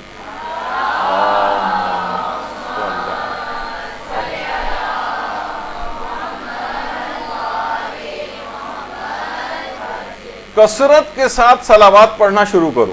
آج کی رات یہ بہت بڑا تحفہ آپ لے کر جائیں کہ روزانہ کم سے کم ایک درود کی تسبیح, جو کہ آپ کو بہت ہی معمولی لگے گی, اس کی اتنی کم مقدار میں پڑھنا. اور آج کی رات اگر کوشش کریں کہ اس کا ایک سیلاب بنا دیں, کم سے کم 10 تسبیح تو آپ درود کی آج کی رات صلوات کی ضرور پڑھیں. یہ ایک سیلاب سا ایک بنے گا, ایک سونامی بنے گا جو زندگی کی تمام آئندہ آنے والی مشکلات کو بھی بہا کر لے جائے گا. اور یہ اس کو آئیڈیل شب قدر اس طرح سے قرار دے لیں کہ روزانہ درود کو اپنے پروگرامز کے اندر ایسا شامل کریں کہ 1000 مرتبہ درود روزانہ پڑھنا شروع کریں. اتنی کوئی بہت زیادہ آپ جب آپ پڑھنا شروع کریں گے تو آپ کہیں گے چند منٹ کے اندر ایک تسبیح ہو گئی. تو ایک سیلاب روانہ کریں, یہ صلوات اور درود یہ بہا کر لے جائے گا تمام مشکلات کو. اور کوشش یہ کریں, درود کی بھی بہت ساری اقسام ہیں, اس میں اللہم صلی علی محمد و آل محمد کے ساتھ وعجل فرجہم کا بھی اضافہ کر لیں.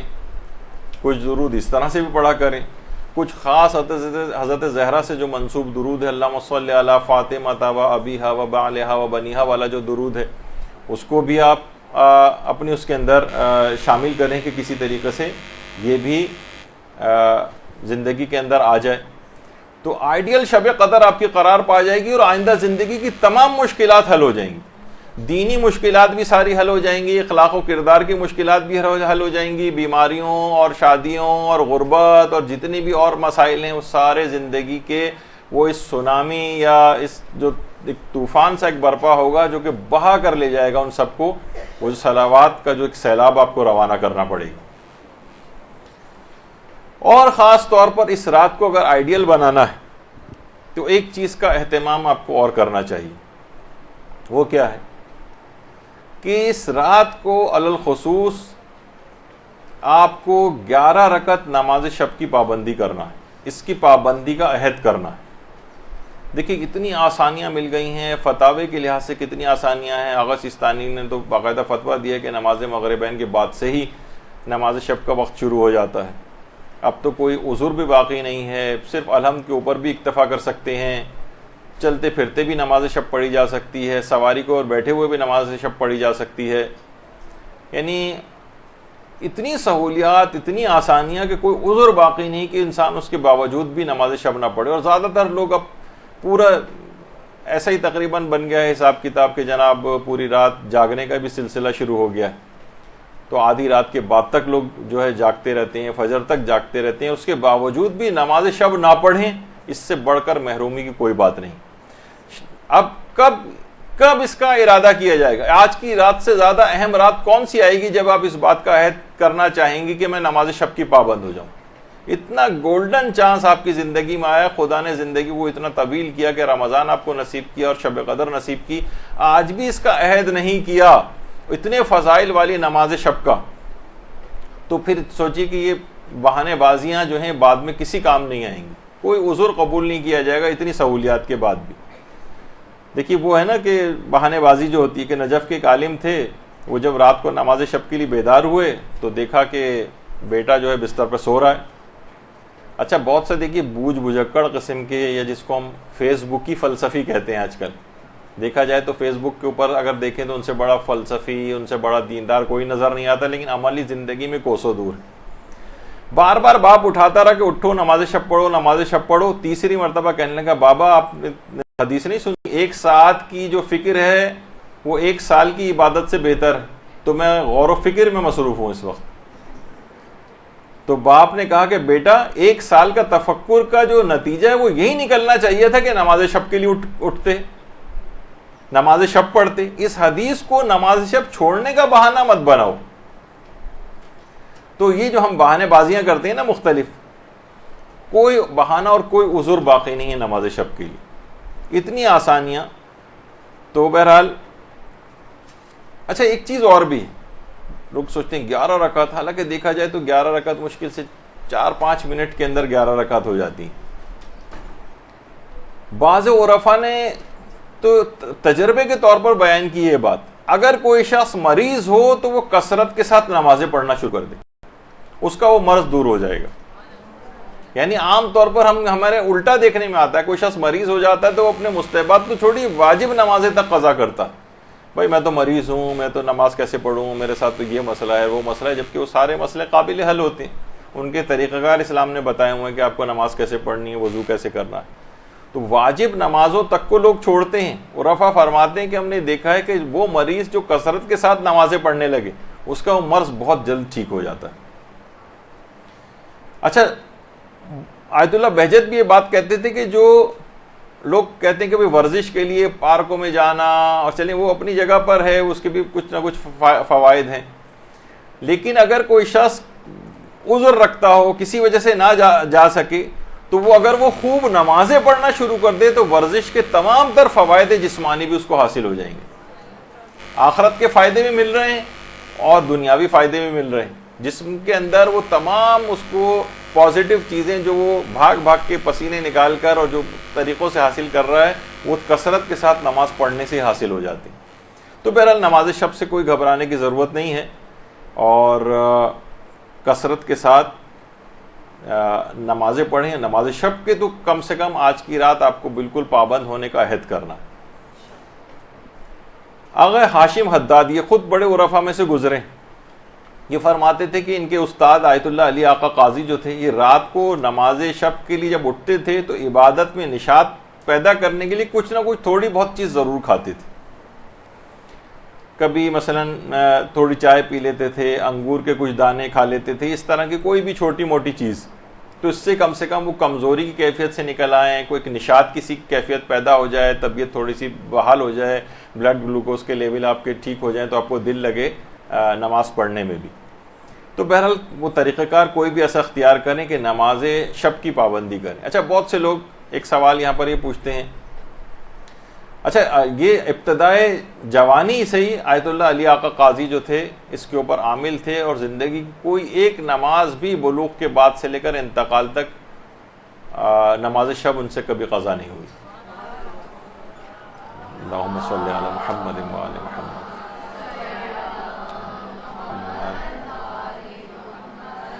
اچھا بہت سے لوگ یہ کہتے ہیں کہ ہم اپنی، کیونکہ ہمارے پر قضا نمازیں بھی بہت ہیں اور نماز شب بھی ہے، تو کیا ہم نماز شب ہی کے اندر قضا نمازوں کی نیت کر لیا کریں؟ تو اس سے پہلے بھی ایک دفعہ بات بتائی تھی۔ تو دیکھیے یہ بات یاد رکھ لیں کہ نماز قضا کے ساتھ نماز شب کو ملایا نہیں جا سکتا۔ ہم کہیں کہ یہ جو ہم نماز شب پڑھ رہے ہیں اس میں میں اپنی فجر کی قضا نماز پڑھ رہی ہوں، اسی میں نماز شب بھی پڑھ رہی ہوں، نماز شب کی 2 رکعت بھی اسی میں ہی ملا رہی ہوں، یہ نہیں ہو سکتا۔ تو ہاں افسوس ایک ضرور ہے کہ آپ مجھ پہ اتنی قضا نمازیں میں نماز شب پڑھنے لگوں، اس سے بہتر نہیں کہ میں اپنی قضا اتاروں، وہ زیادہ ثواب بھی۔ تو بہرحال اس کے افسوس کا ایک ثواب مل جائے گا، لیکن نماز شب پڑھنے کا، ادا کرنے کا ثواب نہیں ہے وہ۔ تو علامہ مجلسی کے جو والد تھے تقی مجلسی، انہوں نے ایک دفعہ اپنے استاد شیخ بہائی حرم امام رضا علیہ الصلوۃ والسلام میں جن کی قبر بھی ہے، اللہم صلی علی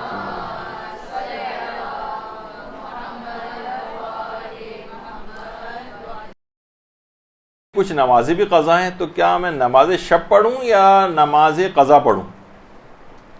شیخ بہائی نے اس طرح سے ایک طریقہ کار مرتب کر کے ان کو دیا کہ قضا نمازوں کو نماز شب کے ساتھ کس طرح سے اس طرح ملا کے پڑھو کہ نماز شب بھی 11 رکعت ادا ہو جائے اور اس کے ساتھ قضا نمازیں بھی ادا ہو جائیں، کہ مثلا 4 رکعت ہیں تو اس کو اس طرح سے 2 کر کے اس طرح سے پڑھو، اور 3 رکعت والی اس طرح سے پڑھو، اور 2 رکعت والی ہے تو اس طرح سے پڑھو، اس طرح 11 رکعتیں مکمل کرو۔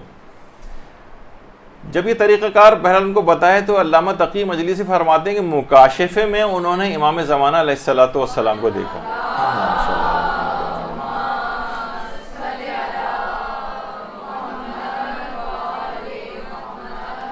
اور امام کی خدمت میں حاضر ہو کر پوچھا کہ کیا میں اس طرح سے اپنی قضا نمازیں پڑھ لیا کروں یا میں نوافل ادا کروں؟ امام نے فرمایا کہ آپ نماز شب پڑھیں، یعنی قضا تو ظاہر ہے کہ وہ آپ ان کے اوپر واجب ہی تھی، وہ تو الگ سے پڑھنا ہے، اس کو نماز شب ہی کی نیت سے پڑھیں، اور امام نے فرمایا اس مصنوعی عمل کو انجام نہ دیں، اس مصنوعی عمل کو، یعنی نماز قضا الگ ہیں اور نماز شب جو ہے وہ الگ ایک نماز ہے، ان دونوں کو ملائیں نہیں آپس میں۔ اور یہی وجہ ہے کہ آیت اللہ سیستانی سے بھی ان کی اپنی آفیشیل ویب سائٹ پہ بھی یہ سوال پوچھا ہے کسی نے کہ ہمیں نماز شب جو ہے پڑھنی ہوتی ہے اور ہمارے ذمے جو ہے وہ قضا نمازیں بھی ہیں، تو ہم کیا یہ کر سکتے ہیں کہ در نماز شب نیت قضا کند، کہ ہم نماز شب ہی میں قضا کی نیت کر لیں؟ تو آیت اللہ سیستانی نے جواب دیا کہ اگر نیت قضا کند نماز شب محسوب نمی شود، اگر آپ نے قضا کی نیت کی تو نماز شب شمار نہیں ہوگی۔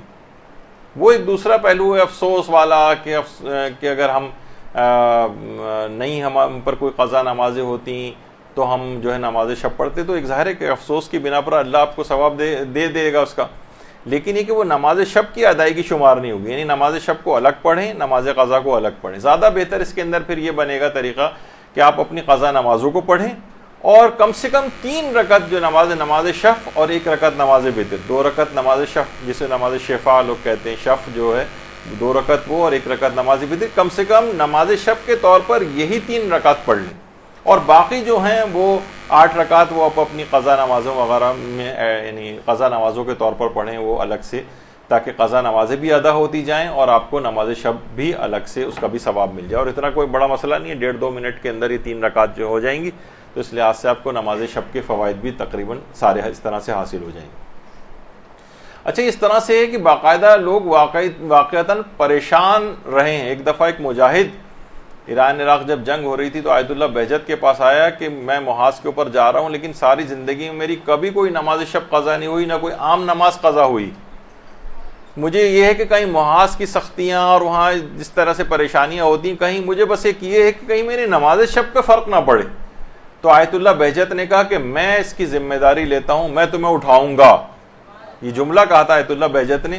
اور اس کے بعد وہ مجاہد جو تھا وہ کہتا ہے کہ اس کے بعد نہ میری عام دنوں کی کوئی نماز قضا ہوئی، اور جب میں رات کے وقت تھک ہار کے سوتا بھی تھا اور 1-8 گھنٹے کے بعد ہی خود بخود مجھے ایسا لگتا تھا جیسے کسی نے آ کر اٹھایا اور میں نماز شب کے لیے بیدار ہو جاتا تھا۔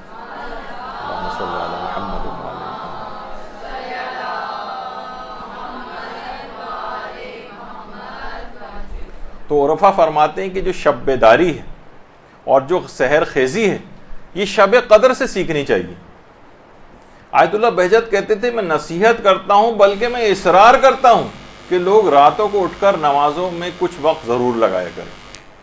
تو نماز شب کے لیے اٹھنا، نماز شب کی پابندی کرنا، یہ آج کی رات اس وقت یہ آئیڈیل رات بنے گی جب واقعی اس بات کا عہد کریں کہ نماز شب پابندی کے ساتھ پڑھیں گے۔ اچھا، آیت اللہ بہجت کہتے تھے بہت سی چیزیں ایسی ہیں کہ دیکھیے پیغمبر کی جو عصمت ہے، پیغمبر نے جو اتنے بڑے بڑے مقامات عالیہ کو حاصل کیا ہے، اس میں کچھ اپنی پروردگار کی عنایت، کرم، فضل وہ تو اپنی جگہ کے اوپر ہے ہی، لیکن ان کی جو ذاتی کوششیں جو ہوتی ہیں ان کرامات اور کمالات کو حاصل کرنے میں. جیسے حضرت ابراہیم کے متعلق ملتا ہے کہ انہیں یہ خلت کا جو مقام جو ہے، یہ مقام امامت کن وجوہات سے حاصل ہوا تھا نبوت حاصل ہونے کے بعد، اس کے کچھ باتیں بتائی گئی ہیں ان کی سیرت کی. تو آیت اللہ بہجت کہتے تھے پیغمبر نے یہ جو بلند مقامات حاصل کیے وہ چند وجوہات کی بنا پر بھی حاصل کی، یعنی کچھ اضافی اس طرح کی چیزیں کہ عنایت پروردگار کے علاوہ. ان میں ایک چیز یہ تھی، راتوں کو اٹھ کر عبادت کرنا، راتوں سے محبت کرنا، اور سحر خیزی کے ذریعے پیغمبر نے اس مقامات عالیہ کو حاصل کیا ہے. یعنی یہ بھی ایک بہت بڑا ایک فیکٹر ہے پیغمبر کو اتنا بڑا مقام دلوانے میں، راتوں کی محبت عبادت کے لیے، راتوں کو اٹھ کر عبادت کرنا، اور سحر خیزی. سحر خیزی کے متعلق ایک دفعہ میں نے آپ کو بتایا تھا کہ سحر خیزی کا اصل وقت نماز فجر سے تقریباً 2 گھنٹہ پہلے شروع ہوتا ہے. تو بہرحال دیکھیے واقعتاً یہ دیکھا جائے تو یہ تمام چیزیں ایسی ہیں کہ انسان ملتا ہے نا کہ پروردگار عالم تک رسائی ایک ایسا سفر ہے جو رات کی سواری پر سوار ہوئے بغیر طے نہیں ہو سکتا. امام حسن عسکری علیہ السلام فرماتے ہیں.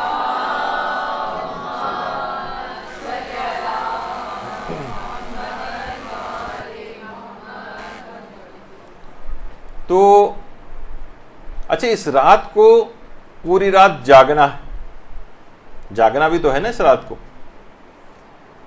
یہ کہا جاتا ہے کہ جاگنے کے معنی یہ نہیں کہ بس نہ سوئیں، اصلاً یہ ہے آج کی رات کا پیغام کہ آپ بیدار ہو جائیں.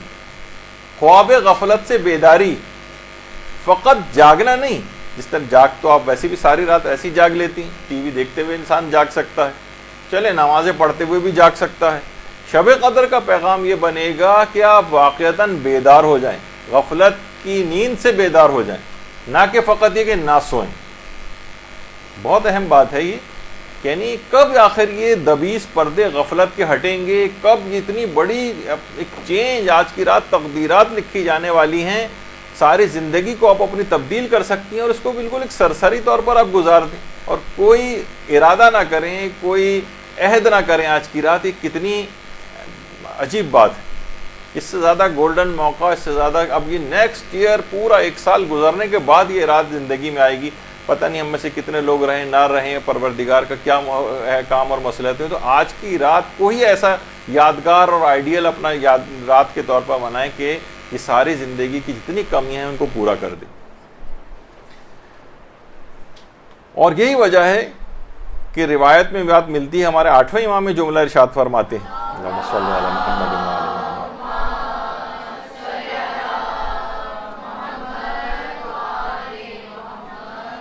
کہ امیر المومنین 3 راتوں کو تو سویا ہی نہیں کرتے تھے، جس میں ایک رمضان کی 23ویں رات بھی تھی.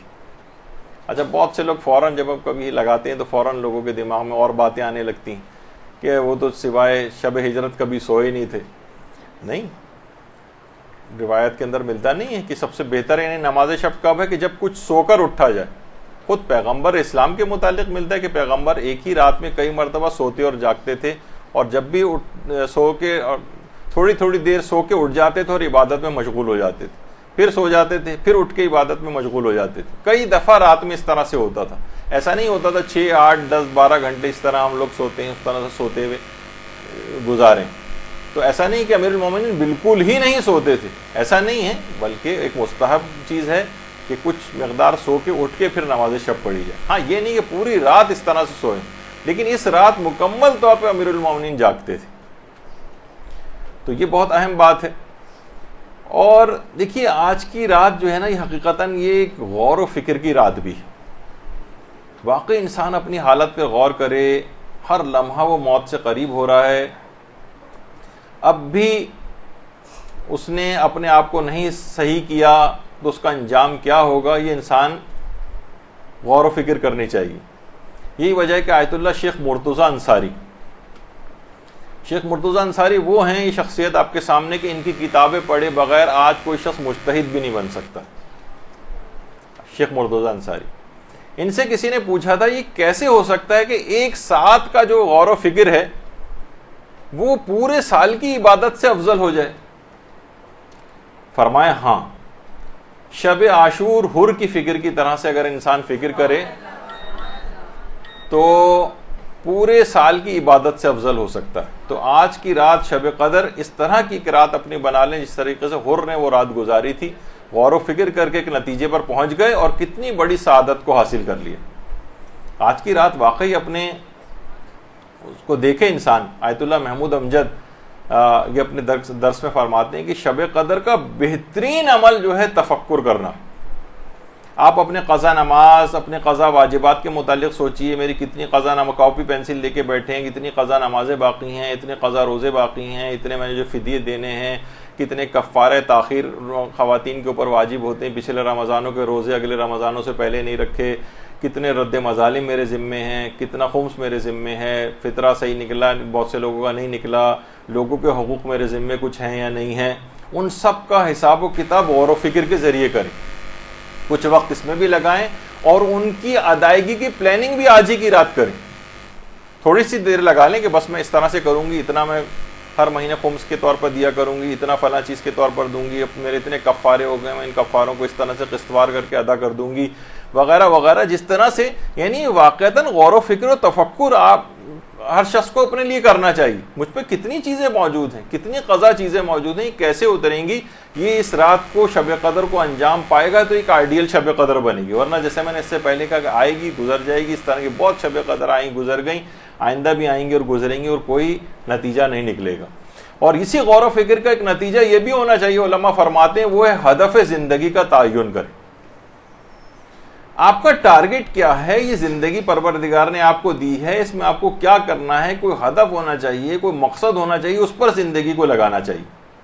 ایسا نہ ہو کہ پوری زندگی ضائع ہو جائے اور ہمیں اندازہ یہ ہو کہ ارے یہ کیا ہو گیا, ہمارا تو زندگی کا کوئی ہدف ہی نہیں تھا, فرشتہ اجل آ گیا اپنے ساتھ لے جا رہا ہے اور دیکھا کہ ہم بے مقصد زندگی جانوروں کی طرح سے گزارے کے اور یہاں سے چلے گئے. آپ کو اپنے ذوق کا دیکھنا چاہیے کہ آپ کا ذوق کیا ہے, دین کا کون سا کام آپ کر سکتی ہیں.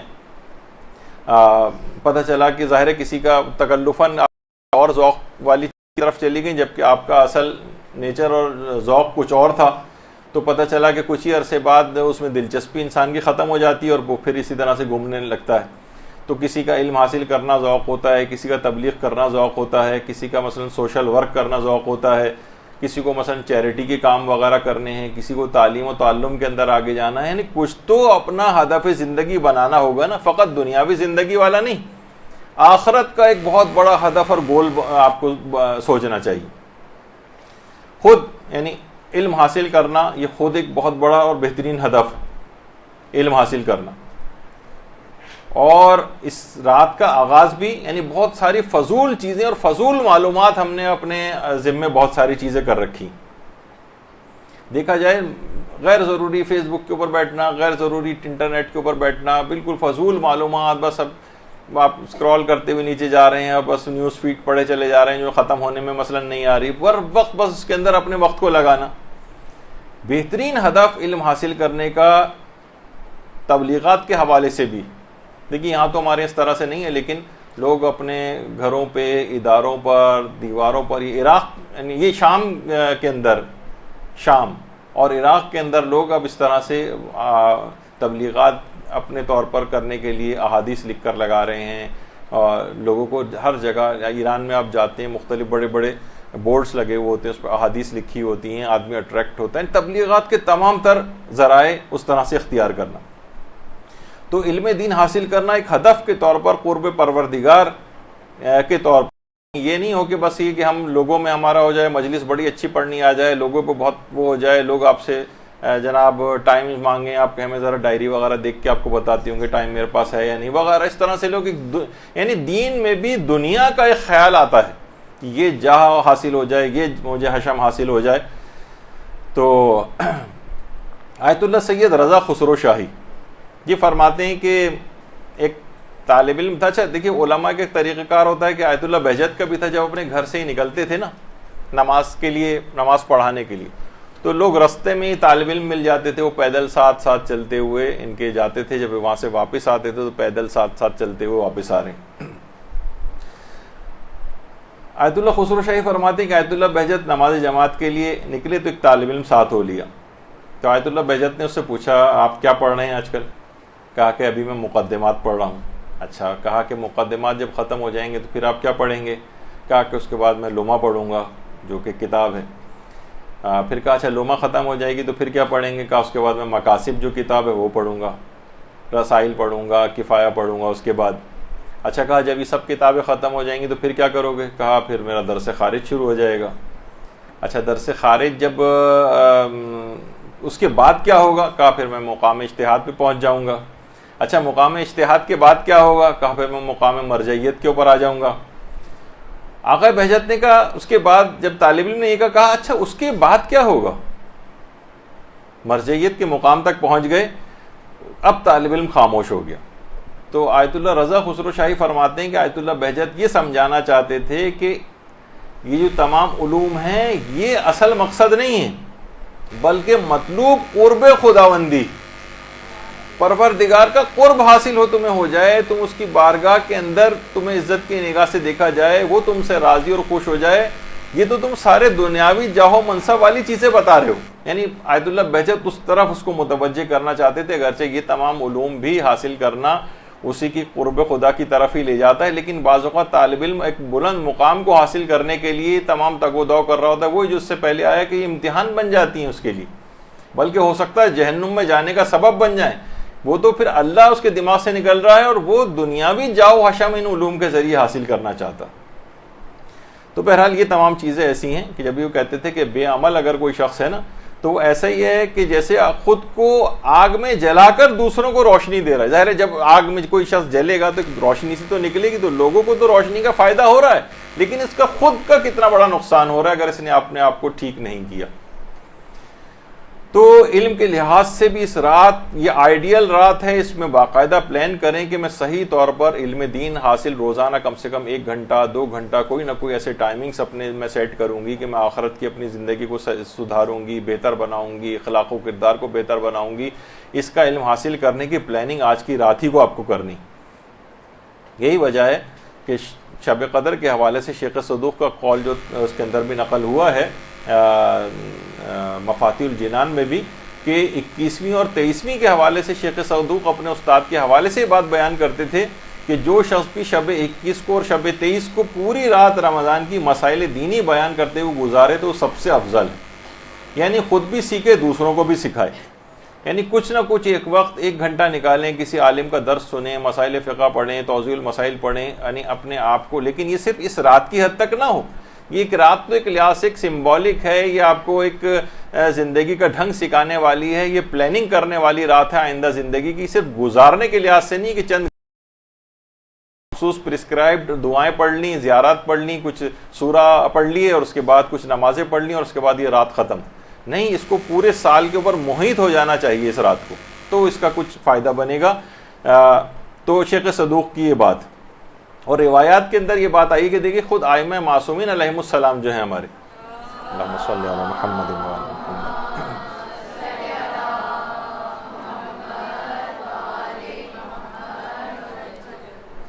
کہ روایتوں کے اندر یہ بات آئی ہے کہ شب جمعہ ائمہ کے علوم میں بھی اضافہ ہوتا ہے. اور کچھ علماء نے تو یہاں تک لکھا ہے کہ اس میں شب قدر کو بھی شامل کیا ہے کچھ علماء نے, کہ شب جمعہ میں اور شب قدر میں یعنی ائمہ کے علم کو ایک ساکت اور جامد چیز نہیں کہ بس جتنا ان کو دے دیا تھا وہ سب ختم ہو گیا, یعنی بس وہ رک گیا ایک جگہ. نہیں, ان کے علم میں اب بھی اضافہ ہو رہا ہے. ہر شب جمعہ بھی علم میں اضافہ ہوتا ہے, اور کچھ علماء فرماتے ہیں شب قدر کے اندر بھی اضافہ ہوتا ہے. تو شب قدر میں ہمارے ائمہ معصومین کے تو علم میں اضافہ ہو رہا, اور ان کے ماننے والے اس رات کو کوئی بھی علم حاصل نہ کریں, نہ ان کے دل میں علم حاصل کرنے کی کوئی تڑپ پائی جاتی ہو. یعنی یہ کیسے ممکن ہے؟ تو اس رات کو ایسی آئیڈیل رات بنا لیں کہ آج سے ارادہ کر لیجئے گا اسی رات سے کہ مجھے آئندہ زندگی میں کتنا ٹائم دینا ہے علم دین کو. ورنہ تو دیکھیے وقت آئے گا, گزرے گا, قیامت تک لوگ اسی طرح آئیں گے جائیں گے, اور حضرت آدم سے لے کر اب تک لوگ کتنے آئے اور گئے. تو بہرحال جو صاحبان علم ہیں, جو علم رکھنے والے ہیں, وہی زندہ رہتے ہیں, اور بعد تک ان کا آپ دیکھیں کتنے علماء کا تذکرہ جو قبروں کے اندر پہنچ گئے ہیں, لیکن بار بار ہم ان کا تذکرہ لے کر آ رہے ہیں. تو یہی وجہ ہے کہ آج کی رات خاص طور پر اس کا عہد کیجئے گا کہ مجھے کتنا علم حاصل کرنا ہے. اور علم دین حاصل کرنے میں مجھے کتنے اپنے وقت کو لگانا ہے. اور اسی رات کے حوالے سے کتنے علماء ایسے ہیں جو اس رات کو ایک درس اپنے گھر کے اوپر رکھتا ہے. آیت اللہ شبیریہ زنجانی، یعنی کچھ وقت اس کے اوپر ضرور لگائیں آپ، کوئی درس، کوئی کیسیٹ، کوئی انٹرنیٹ کے اوپر جا کر کوئی بھی کسی عالم کا مسائل فقہ کا، اپنے اخلاق و کردار کو درست کرنے کا، عقائد کے لحاظ سے درست کرنے کا کوئی بھی درس ضرور سنیں اور اس کو آئندہ زندگی میں بھی جاری رکھیں. اچھا، یہاں پر ہوتا یہ ہے کہ لوگ عام طور پر علماء کے پاس، دیکھیے علماء کے پاس جانا ایک ایسی چیز ہے کہ لوگ عام طور پر جاتے بھی ہیں نا تو فضول بحثوں کے اندر علماء کو لگا دیتے ہیں، یا ان سے دوسرے عالموں کی غیبتیں شروع کر دیتے ہیں، یا مثلا سیاسی باتیں شروع کر دیتے ہیں. تو ان سے کوئی استفادہ، علم کے لحاظ سے استفادہ جو ہونا چاہیے وہ لوگ کم کرتے ہیں.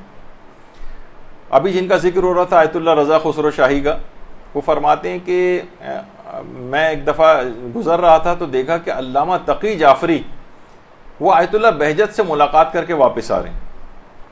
میں جب ان سے ملا تو کہنے لگے میں آیت اللہ بہجت سے ملاقات کی ہے، اور وہیں کھڑے کھڑے کہنے لگے کہ روایت میں ہے کہ جو 40 دن تک کسی بھی عالم سے ملاقات نہ کرے ماتا قلبہ، اس کا دل مردہ ہو جاتا ہے. اچھا، روایت میں بھی یہ بات آئی، بہار الانوار کی جو پہلی جلد ہے کہ زیارت العلماء احب الی اللہ من 70 طوافا حول البیت، یعنی علماء کی زیارت یا ان سے ملاقات اللہ کو خانہ کعبہ کے گرد 70 طواف سے زیادہ محبوب ہے. اچھا، اب علماء سے ملاقات آپ خود سوچیں گے اب کہ یعنی خواتین ہیں وہ علماء سے ملاقات کیسے کریں؟ بھائی یہی ان سے ملاقات کے معنی کسب فیض کرنا، یعنی آپ ان کے درس آپ سن سکتی ہیں، آپ عالموں کی لکھی ہوئی کتابیں پڑھ سکتی ہیں. یہ ایسا ہی ہے جیسے آپ نے ان سے ملاقات کر لی، یعنی ان سے فیض کو آپ نے حاصل کر لیا. تو وہ کہتے تھے کہ یعنی اتنی زیادہ اس بات کی ضرورت ہے تو انسان علم اپنا حاصل کرے، آج کی رات کو ہدف بنائے تاکہ میں بھی کسی علم کے لحاظ سے پروردگار کے نزدیک کوئی مقام حاصل کر سکوں.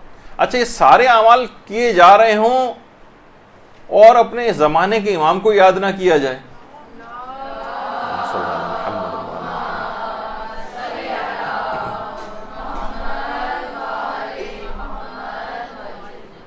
آیت اللہ وحید خراسانی، آیت اللہ وحید خراسانی روزانہ سورہ توحید پڑھنے کی بہت سفارش کرتے ہیں اور فرماتے ہیں یہ آج کی رات کا جو بہت سے تحائف ہیں ان کے اندر سے ایک تحفہ آیت اللہ وحید خراسانی کی طرف سے سمجھی.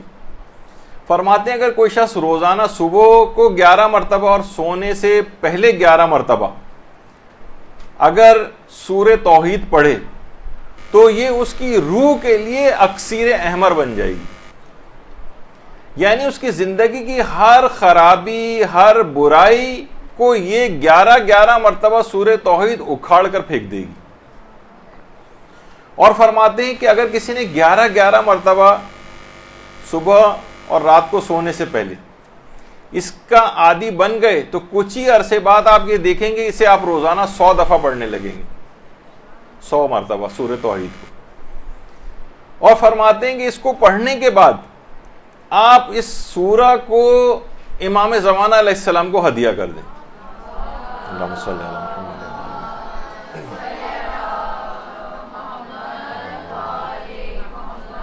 اچھا، فرماتے ہیں کہ تمام جتنی بھی شیعہ روایات ہیں، جتنی بھی سنی روایات ہیں، ان میں یہ بات آئی ہے کہ ایک بار بھی اگر کوئی شخص سورہ توحید پڑھتا ہے تو اسے ثلث قرآن پڑھنے کا ثواب ملتا ہے، 1/3 قرآن.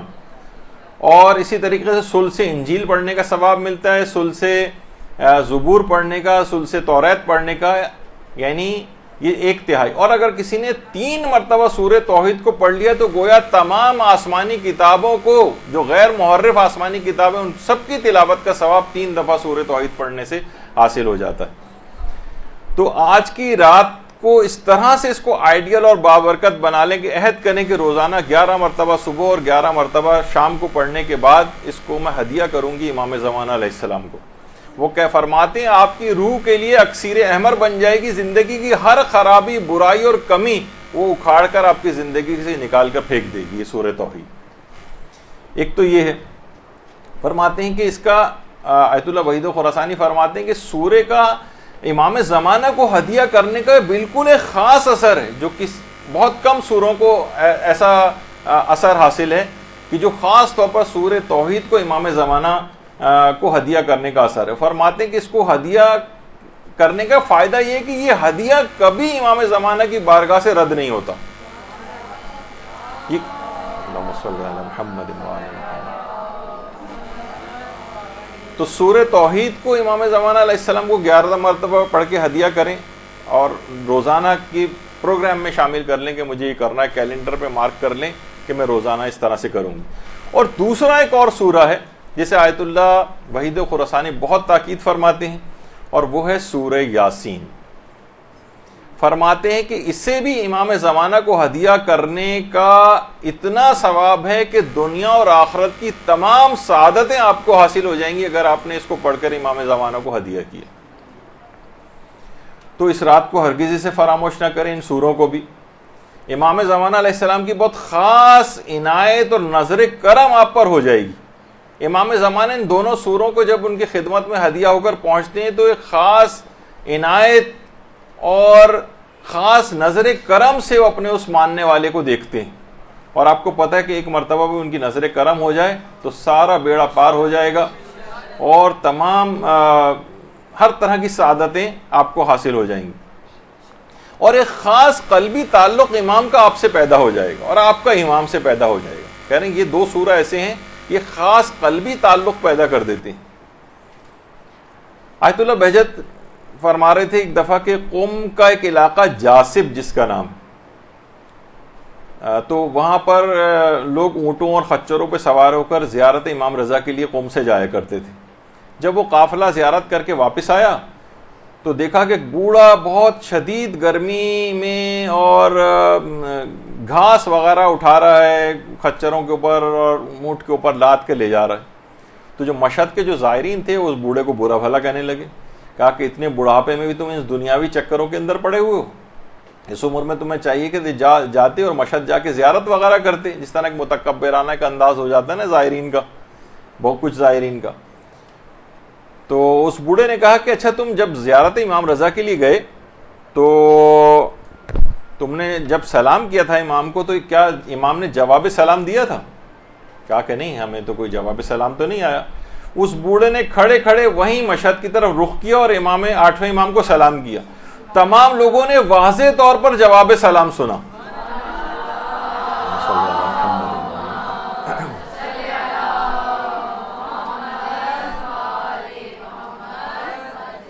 واضح طور پر۔ تو دیکھیے اگر قلبی تعلق پیدا ہو جائے تو آپ امام زمانوں کو سلام کریں گی، وہاں سے جواب بھی سن سکتی ہیں۔ اگر مادیات کے اور گناہوں کے دبیس پردوں کو اور ہٹا دیں تو بہت سے ایسے افراد کے جس کو بظاہر لوگ اس کی مذمت کر رہے تھے لیکن قلبی تعلق امام سے اس کا پیدا ہوا تھا۔ تو یہ چیزیں ایسی ہیں کہ یہ دو سورہ خاص طور پر امام زمانہ کو ہدیہ کرنے سے خاص تعلق ان کا آپ سے اور آپ کا امام سے پیدا ہو جائے گا۔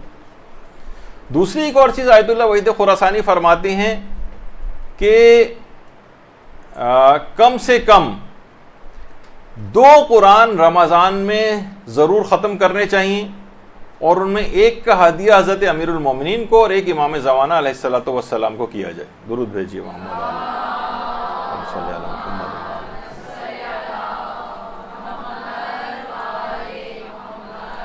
تلاوت قرآن، تلاوت قرآن بھی روزانہ کے ہدف میں کچھ نہ کچھ ضرور شامل کریں۔ کتنے تلاوتوں کے پروگرام حرم کے اندر ہوتے ہیں، مختلف حرموں میں ہوتے ہیں باقاعدہ، اور انسان کو چاہیے کہ روزانہ کے پروگرامز میں کچھ نہ کچھ ایسی چیزیں ضرور شامل کریں۔ فرماتے ہیں کیونکہ یہ رمضان جو ہے حضرت امیر المومنین اور امام زمانہ علیہ السلام کا مہینہ ہے، تو 2 قرآن کوشش کر کے اس میں ختم کرنے چاہیے۔ اس دفعہ تو چلیں موقع کے ہاتھ سے نکل گیا ہے، بہت سے لوگ زیادہ تر 1 قرآن ختم کر پائیں، لیکن آئندہ سال سے عہد کریں، نیت کریں کہ میں 2 قرآن ختم کروں گی، ایک حضرت امیر کو اور ایک امام زمانہ علیہ السلام کو ہدیہ کروں گی۔ اور یہ بھی ہے کہ یہ رات جو ہے یہ اصل میں معنویات اور روحانیت کا ایک بہت بڑا حصہ اس رات سے آپ لے سکتی ہیں۔ یہ جو روحانیت اس رات کو کشید کریں گی، جو آپ کو حاصل ہوگی، یہ سارا سال آپ کے کام آئے گی۔ آیت اللہ وحید خراسانی فرماتے ہیں کہ 4 باتیں ایسی ہیں جن سے آپ اپنی روحانیت کو بہت قوی کر سکتی. 4 طریقہ آیت اللہ وحید خراسانی نے بتائے. پہلا طریقہ یہ ہے کہ ہر نماز کو اول وقت میں پڑھا جائے. وہ تو آپ نے اس دفعہ آپ نے سن ہی لیا کہ اس کو اپنی زندگی میں رائج کرنا ہے. دوسرا فرماتے ہیں نماز فجر کے بعد دعا عہد پڑھنا. نماز فجر کے بعد دعا عہد.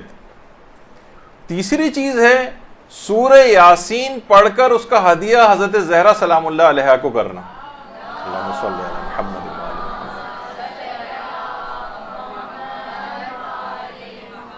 اور چوتھی چیز یہ ہے کہ قرآن کچھ مقدار کو پڑھ کر خواہ وہ 5 آیات ہی کیوں نہ ہوں امام زمانہ علیہ السلام کو ہدیہ کرنا.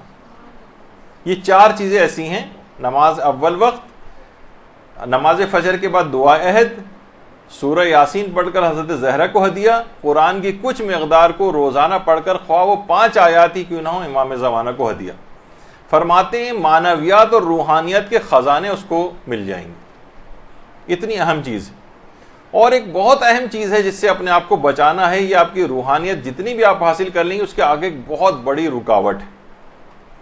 وہ آیت اللہ علی آقا قاضی نے بتائی ہے کہ جب تک لوگوں کے حقوق آپ کی گردن کے اوپر ہیں، باب روحانیت، باب قرب خدا اور باب معرفت یہ کبھی آپ کے لیے کھل نہیں سکتے. لوگوں کے حق اگر آپ کی گردن پہ ہیں، مثلا کچھ اموال ایسے ہیں جو آپ نے لوگوں کے لے رکھے ہیں، واپس نہیں کر رہی. کچھ قرضے آپ نے ایسے لیے ہوئے ہیں کہ استطاعت ہے واپس کرنے کی لیکن پھر بھی واپس نہیں کرتے. لوگ عام طور پہ لے کے کھا جاتے ہیں. کوئی کسی کی چیز ہے وہ لے کے واپس نہیں کی ہے. فرماتے ہیں جب تک لوگوں کے اموال اور حقوق کو ادا نہیں کرو گے، روحانیت میں سے کچھ تم کو نہیں ملے گا. کیونکہ یہ تمام چیزیں اللہ نے، اللہ کی ملکیت ہیں، لیکن وہ اذن، لوگوں کے اذن کے اوپر موقوف کر دیے. لوگوں کو راضی کرنا پڑے گا تو پھر لے سکتے ہو ان کے اموال سے کچھ. اور اگر تم نے ان کو راضی کیے بغیر کہ ان کے کچھ مال لے کے رکھا ہوا ہے واپس نہیں کر رہے ہو، تو یہ باب معرفت، باب قرب خداوندی تم کو کبھی نصیب نہیں ہوگا. اور ایک بہت ہی اہم ترین نسخہ یہ بھی آج کی رات کی آپ تحائف میں سے قرار دے لیں. آیت اللہ علی آقا قاضی فرماتے تھے کہ اس سے بہترین اور آسان نسخہ روحانیت کو حاصل کرنے کے لیے جو ہر شخص کے ہاتھ میں ہے اور سب کے سب افراد کو اس پر دسترس حاصل ہے. یعنی یہ نہیں بہت سے لوگ ہوتے ہیں نا کہ کچھ کے لیے علم چاہیے ہوتا ہے، کچھ کے لیے تقویٰ چاہیے ہوتا ہے، کچھ کے لیے بہت ساری چیزیں چاہیے. کوئی شخص آج یہ فیصلہ کرے اور ہر شخص کو بلا استثناء یہ والا چیز حاصل ہے کہ وہ اپنی روحانیت کو اگر بلند کرنا چاہے اور کہے کہ میں روحانی اعتبار سے اور روحانیت کو اور معنویات کو میں حاصل کر لوں، تو ایک نسخہ ہر شخص کے پاس ہے. وہ فرماتے ہیں اگر کوئی شخص یہ کر سکے وہ ہے 500 مرتبہ یا 1000 سجدے روزانہ کرنا. 500 سجدے روز یا 1000 سجدے روز، یہ ایسا نسخہ ہے جو ہر شخص کو حاصل ہے اپنی روحانیت اور معنویات کو بڑھانے کے لیے. اگر وہ کرنا شروع کر دے، اس کو قسط وار بھی کر سکتے ہیں، مرحلے وار بھی کر سکتے ہیں. مثلا 50 سجدے آپ نے ایک دفعہ کر لی، جو بھی اپنی بہرحال جو جتنی جس کے اندر تڑپ پائی جائے گی، روحانیت میں اپنے آپ کو بلند کرنا چاہے گا وہ اس کو کرے گا. اور کوئی بڑا مسئلہ نہیں، اس میں کوئی ذکر بھی پڑھنا ضروری نہیں ہے. اگر پڑھ لیں تو بہت ہی اچھا ہے، لیکن صرف پیشانی سجدگاہ پہ رکھنا اٹھانا، سجدگاہ پہ رکھنا اٹھانا، یعنی بس اگر صرف اتنا بھی کر لیا جائے 500 سے 1000 مرتبہ فرماتے ہیں کہ روحانیت کے ایک مقام کو وہ حاصل کر سکتا ہے اور ہر شخص کو یہ والی سہولت حاصل ہے. تو اس رات کو دیکھیے یادگار بنانے کے لیے ایک چیز آپ کو اور کرنی ہے کہ اگر کوئی شخص کوشش کر کے دائم الذکر ہو جائے.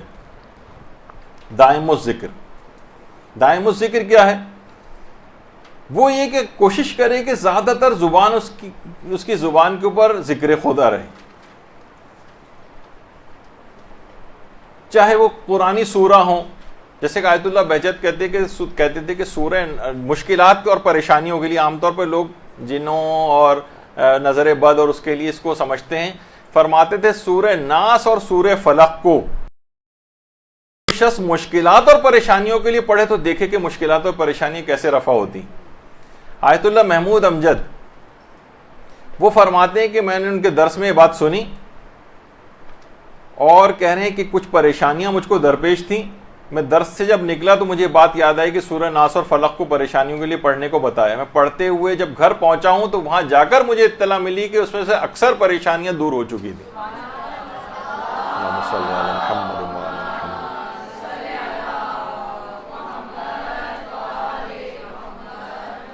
تو ہر وقت زبان کے اوپر ذکر خدا ذکر خدا ذکر خدا. یہی وجہ ہے کہ جو تسبیح موجودات ہیں، یعنی آپ کی جو تسبیح ہے وہ کائنات کی ہر چیز تسبیح کر رہی، ہر چیز تسبیح کر رہی. آیت اللہ محمد حسین طباطبائی فرماتے تھے کہ مثلا یہ دیواریں ہیں، یہ دروازے ہیں، اس کے اندر جو مثلا لوہا لگا ہوا ہے، اس کے اندر جو سیمنٹ اور بجری ہے، ایک ایک ذرہ خدا کی تسبیح کر رہا. تو یہ سب خدا کی تسبیح میں لگے ہوئے ہیں. تو جس وقت آپ بھی تسبیح کرنے لگتے ہیں تو آپ کی تسبیح تسبیح موجودات کے ساتھ ہم آہنگ ہو جاتی، اور تمام مشکلات اور پریشانیاں، آپ کی روحانیت کے اندر جتنی کمی ہے، یہ سب دور ہونے لگتی. تو کوشش کریں کہ اس رات دائم الذکر بن جائے، یعنی نیت کریں کہ میں اکثر و بیشتر اپنے روزانہ کے اذکار ایسے بنائیں، باقاعدہ ایک کاپی مینٹین کریں کہ آج مجھے یہ تسبیح، یہ ذکر خدا، یہ نام خدا، یہ اسم خدا، اس کی تلاوت کرنی ہے، اتنی بار کرنی ہے. تو پھر اس کے بعد جب وہ اتنا زیادہ، جب آدمی دائم الذکر ہو جاتا ہے نا، تو پھر وہ ہر وقت اپنے آپ کو محضر خدا کے اندر دیکھتا ہے، اللہ کی بارگاہ میں گویا موجود ہے. جب اللہ کی بارگاہ میں اپنے آپ کو ہر وقت پائے گا تو پھر وہ گناہ کی طرف نہیں جائے گا. یہ ایک خصوصیت اس کے اندر ہے کہ انسان پھر گناہ کی طرف نہیں جاتا ہے. اور یہ وجہ ہے کہ ہمارے علماء میں مرزا مہدی آشتیانی، یہ اتنے دائم و ذکر تھے، یہ والی صلاحیت ان کے اندر پیدا ہو گئی تھی ہر وقت ذکر خدا کی، کہ جس وقت ان کی حالت احتضار آئی تھی تو اس وقت بھی یا رحمان و یا رحیم، یا رحمان و یا رحیم کا ورد کر رہے تھے. اور تیسری دفعہ ذکر کے بعد ہی ان کی روح عالم بالا کی طرف پرواز کر گئی تھی. یعنی دائم و ذکر ہونے کا ایک فائدہ یہ ہے کہ انسان کے مرتے وقت بھی ذکر خدا اس کی زبان کے اوپر رہتا. اچھا، اسی طریقے سے باقاعدہ آیت اللہ عبد الحسین الامینی جو صاحب غدیر ہیں، انہوں نے بھی یہ بات لکھی ہے اپنی کتاب کے اندر کہ شیخ علی فومنی رشتی، یہ ایک عالم گزرے ہیں، تصویر اتنی زیادہ ان کی واضح نہیں ہے لیکن بہرحال، تو یہ وجہت وجہی للذی فطر السماوات والارض والی قرآنی آیت پڑھتے ہوئے جان آفریں کے سپرد کی. یعنی اگر دائم الذکر انسان ہو جائے تو آخری کلمہ زبان پر اس کے لازمی طور پر ذکر خدا ہوتا ہے. دیکھیے علماء اتنے بابرکت اور بافضیلت ہو جاتے ہیں، کتنے ایسے مشکل حالات بھی ان کے اوپر آتے ہیں. ملا محسن ملائری ایک عالم گزرے فرماتے ہیں کہ میرے والد سناتے تھے کہ آیت اللہ کاظم یزدی جو صاحب عروہ کہلاتے ہیں، عروۃ الوثقی جن کی کتاب ہے جس پہ سارے علماء حاشیے لکھتے ہیں، کہہ رہے ہیں ہر وقت ذکر خدا میں زبان مشغول رہتی تھی، انتہائی مقدس عالم دین تھے. یہ خود ان کے والد فرماتے ہیں ایک دفعہ آیت اللہ کاظم یزدی حرم امیر المومنین میں دعائے سماعت کی تلاوت کر رہے تھے. تو مشروطہ کی تحریک اس زمانے میں چل رہی تھی. ایک طالب علم تھا، وہ بہت ہی زیادہ، بہت سے لوگ ہوتے ہیں نا سیاسی تحریکوں کے اندر بہت جذباتی ہو جاتے ہیں. حرم امیر المومنین کاظم یزدی بیٹھے ہوئے ہیں، وہ طالب علم آیا اور جلتا ہوا سیگار ان کی گردن کی پشت پہ لگا کے چلا گیا. کاظم یزدی نے صرف ایک نگاہ اٹھا کر اس نوجوان کو دیکھا اور منہ سے کچھ بھی نہیں کہا. کہہ رہے کچھ ہی دن بعد ہم نے دیکھا کہ وہ طالب علم کے اسی ہاتھ میں ایک پھوڑا سا نمودار ہوا اور اس کے بعد پورا ہاتھ کاٹنا پڑ گیا. تو دیکھیے جو اس قسم کے افراد ہیں نا، یہ بڑے کرامتوں والے، فضیلتوں والے، مستجاب الدعوات، اور کچھ کہا بھی نہیں، صرف صبر کیا، اور اس صبر کا نتیجہ اس ظلم کا کیا نکلا کہ وہ پورا ہاتھ کاٹنا پڑ گیا. اور اس لحاظ سے خاص طور پر اس رات کو ایک زیارت آپ کو فراموش نہیں کرنی ہے، اور وہ زیارت عاشورہ ہے، کیونکہ یہ تمام حاجات کی قبولیت کے لیے اور بارگاہ خداوندی سے کوئی شخص نا امید نہیں لوٹے گا. روایت میں یہ بات آئی، اور خدا نے اپنی عزت و جلال کی قسم کھائی کہ جو بھی اس زیارت کو اور اس دعا کو جو اس کے ساتھ پڑھی جاتی ہے پڑھے گا تو اس کی تمام حاجات قبول کی جائیں گی. یہی وجہ ہے کہ ہمارے علماء میں آیت اللہ شیخ حسین غروی اصفہانی کمپانی،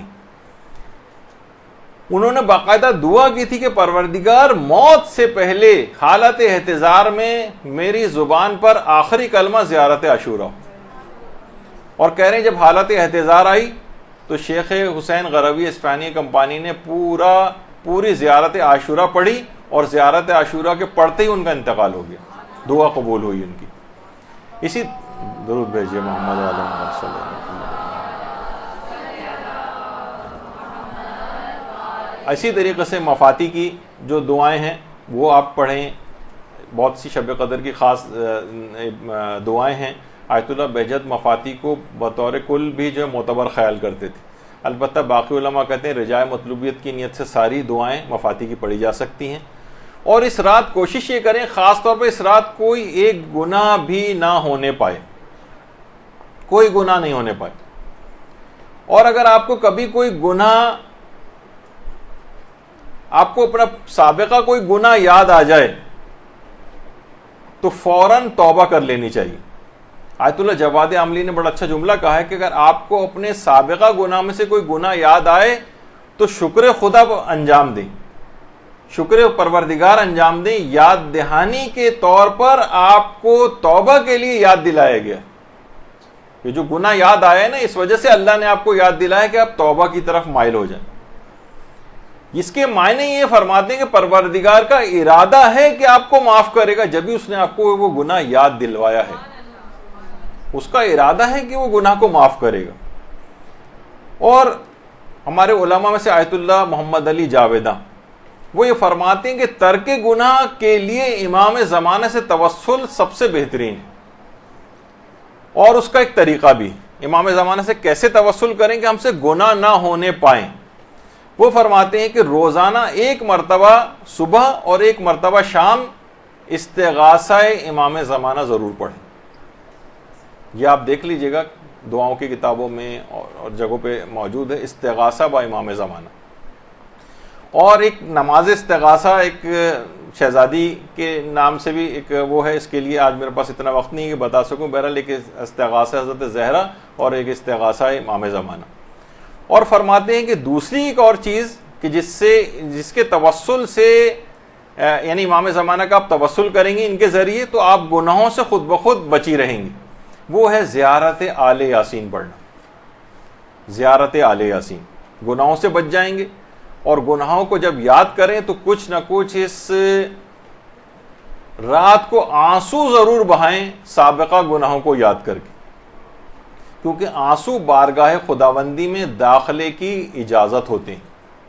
یہ اذن دخول نہیں کہلاتا، ایک گویا پروردگار عالم کی بارگاہ میں داخل ہونے کا اذن دخول ہے، آنسو کا آ جانا. اور اس کے معنی یہی ہیں کہ پھر وہ دعا اور وہ توبہ انشاءاللہ آج کی رات آپ کی قبول ہو جائے گی. اور کتنی بھی عمر ہو، بوڑھے بزرگ افراد کو بھی کوشش کر کے ان کو بھی آج کی رات کوشش کریں کہ اعمال کو ضرور انجام دلوائیں. بوڑھے اور بزرگ افراد بھی، بچوں کو بھی کوشش کریں کہ ان کو اسی طریقے سے اگر جس قدر بھی ممکن ہو اگر یہ اعمال ان کو انجام دلوائیں. بچوں کو بھی بزرگوں کو بھی، اس میں کوئی استثناء نہیں کہ بوڑھے ہیں ان کو چھوڑو، نہیں، ان کو بھی کسی طور پر بھی عمل قرآن وغیرہ سب جو ہے وہ انجام دلوائیں. حتیٰ کہ بہت سے مریضوں کو بھی اگر ممکن ہو سکے اگر یہ کروانا تو مریضوں کو بھی یہ اعمال انجام دلوا دیں. لیکن ریاکاری وغیرہ کا کوئی عنصر اس کے اندر نہ ہو، سیلفیاں بنانے کا کوئی سلسلہ اس کے اندر نہ ہو، تو اس سے ایک غیر الہی ہدف کی طرف انسان چلا جاتا ہے. اور خاص طور پر اس رات کو اپنے مرحومین کو نہ بھولیں. مرحومین وہ آج کی رات بہت زیادہ، تو جتنے بھی اعمال آپ انجام دیں ان کو نیابت میں بھی انجام دیا جا سکتا ہے مرحومین کی، کہ یہ میں عمل قرآن کر رہی ہوں، یہ مثلا شب قدر کے عمل کر رہی ہوں، اس کا ثواب میرے فلاں فلاں مرحومین، حتیٰ کہ حضرت آدم سے لے کر قیامت تک آنے والے تمام مرحومین کے نام بھی اس ثواب کا ہدیہ کیا جا سکتا ہے. تو ان تمام چیزوں کو خیال کر کے اس رات کو کچھ ایسا آپ بنا لیں، باقاعدہ عہد کر لیں کہ اس رات کو آپ لازمی طور پر ان تمام اعمال کو انجام دیں گی. اور اس کے بعد آئندہ زندگی کے لحاظ سے ان کو کیسے پروگرامز کے اندر لے کر آئیں، یہ بھی آج کی رات کو آپ کو طے کرنا ہے. تو بہرحال گفتگو باتیں اس کے اندر ابھی اور بھی بیان ہو سکتی تھی، لیکن آج کیونکہ وقت کم ہے آپ کو بھی فوراً جا کے کچھ نہ کچھ آرام کرنا ہے تاکہ ساری رات جاگ کر عبادت کر سکیں. اور صرف جاگنا نہیں ہے بلکہ آئندہ زندگی میں بیدار رہنا ہے، جس کی طرف میں نے اشارہ کیا. پروردگار آپ کی تمام عبادت کو قبول فرمائے اور بہت ہی جلد ہمارے امام زمانہ علیہ السلام کا ظہور پر نور واقع ہو جائے.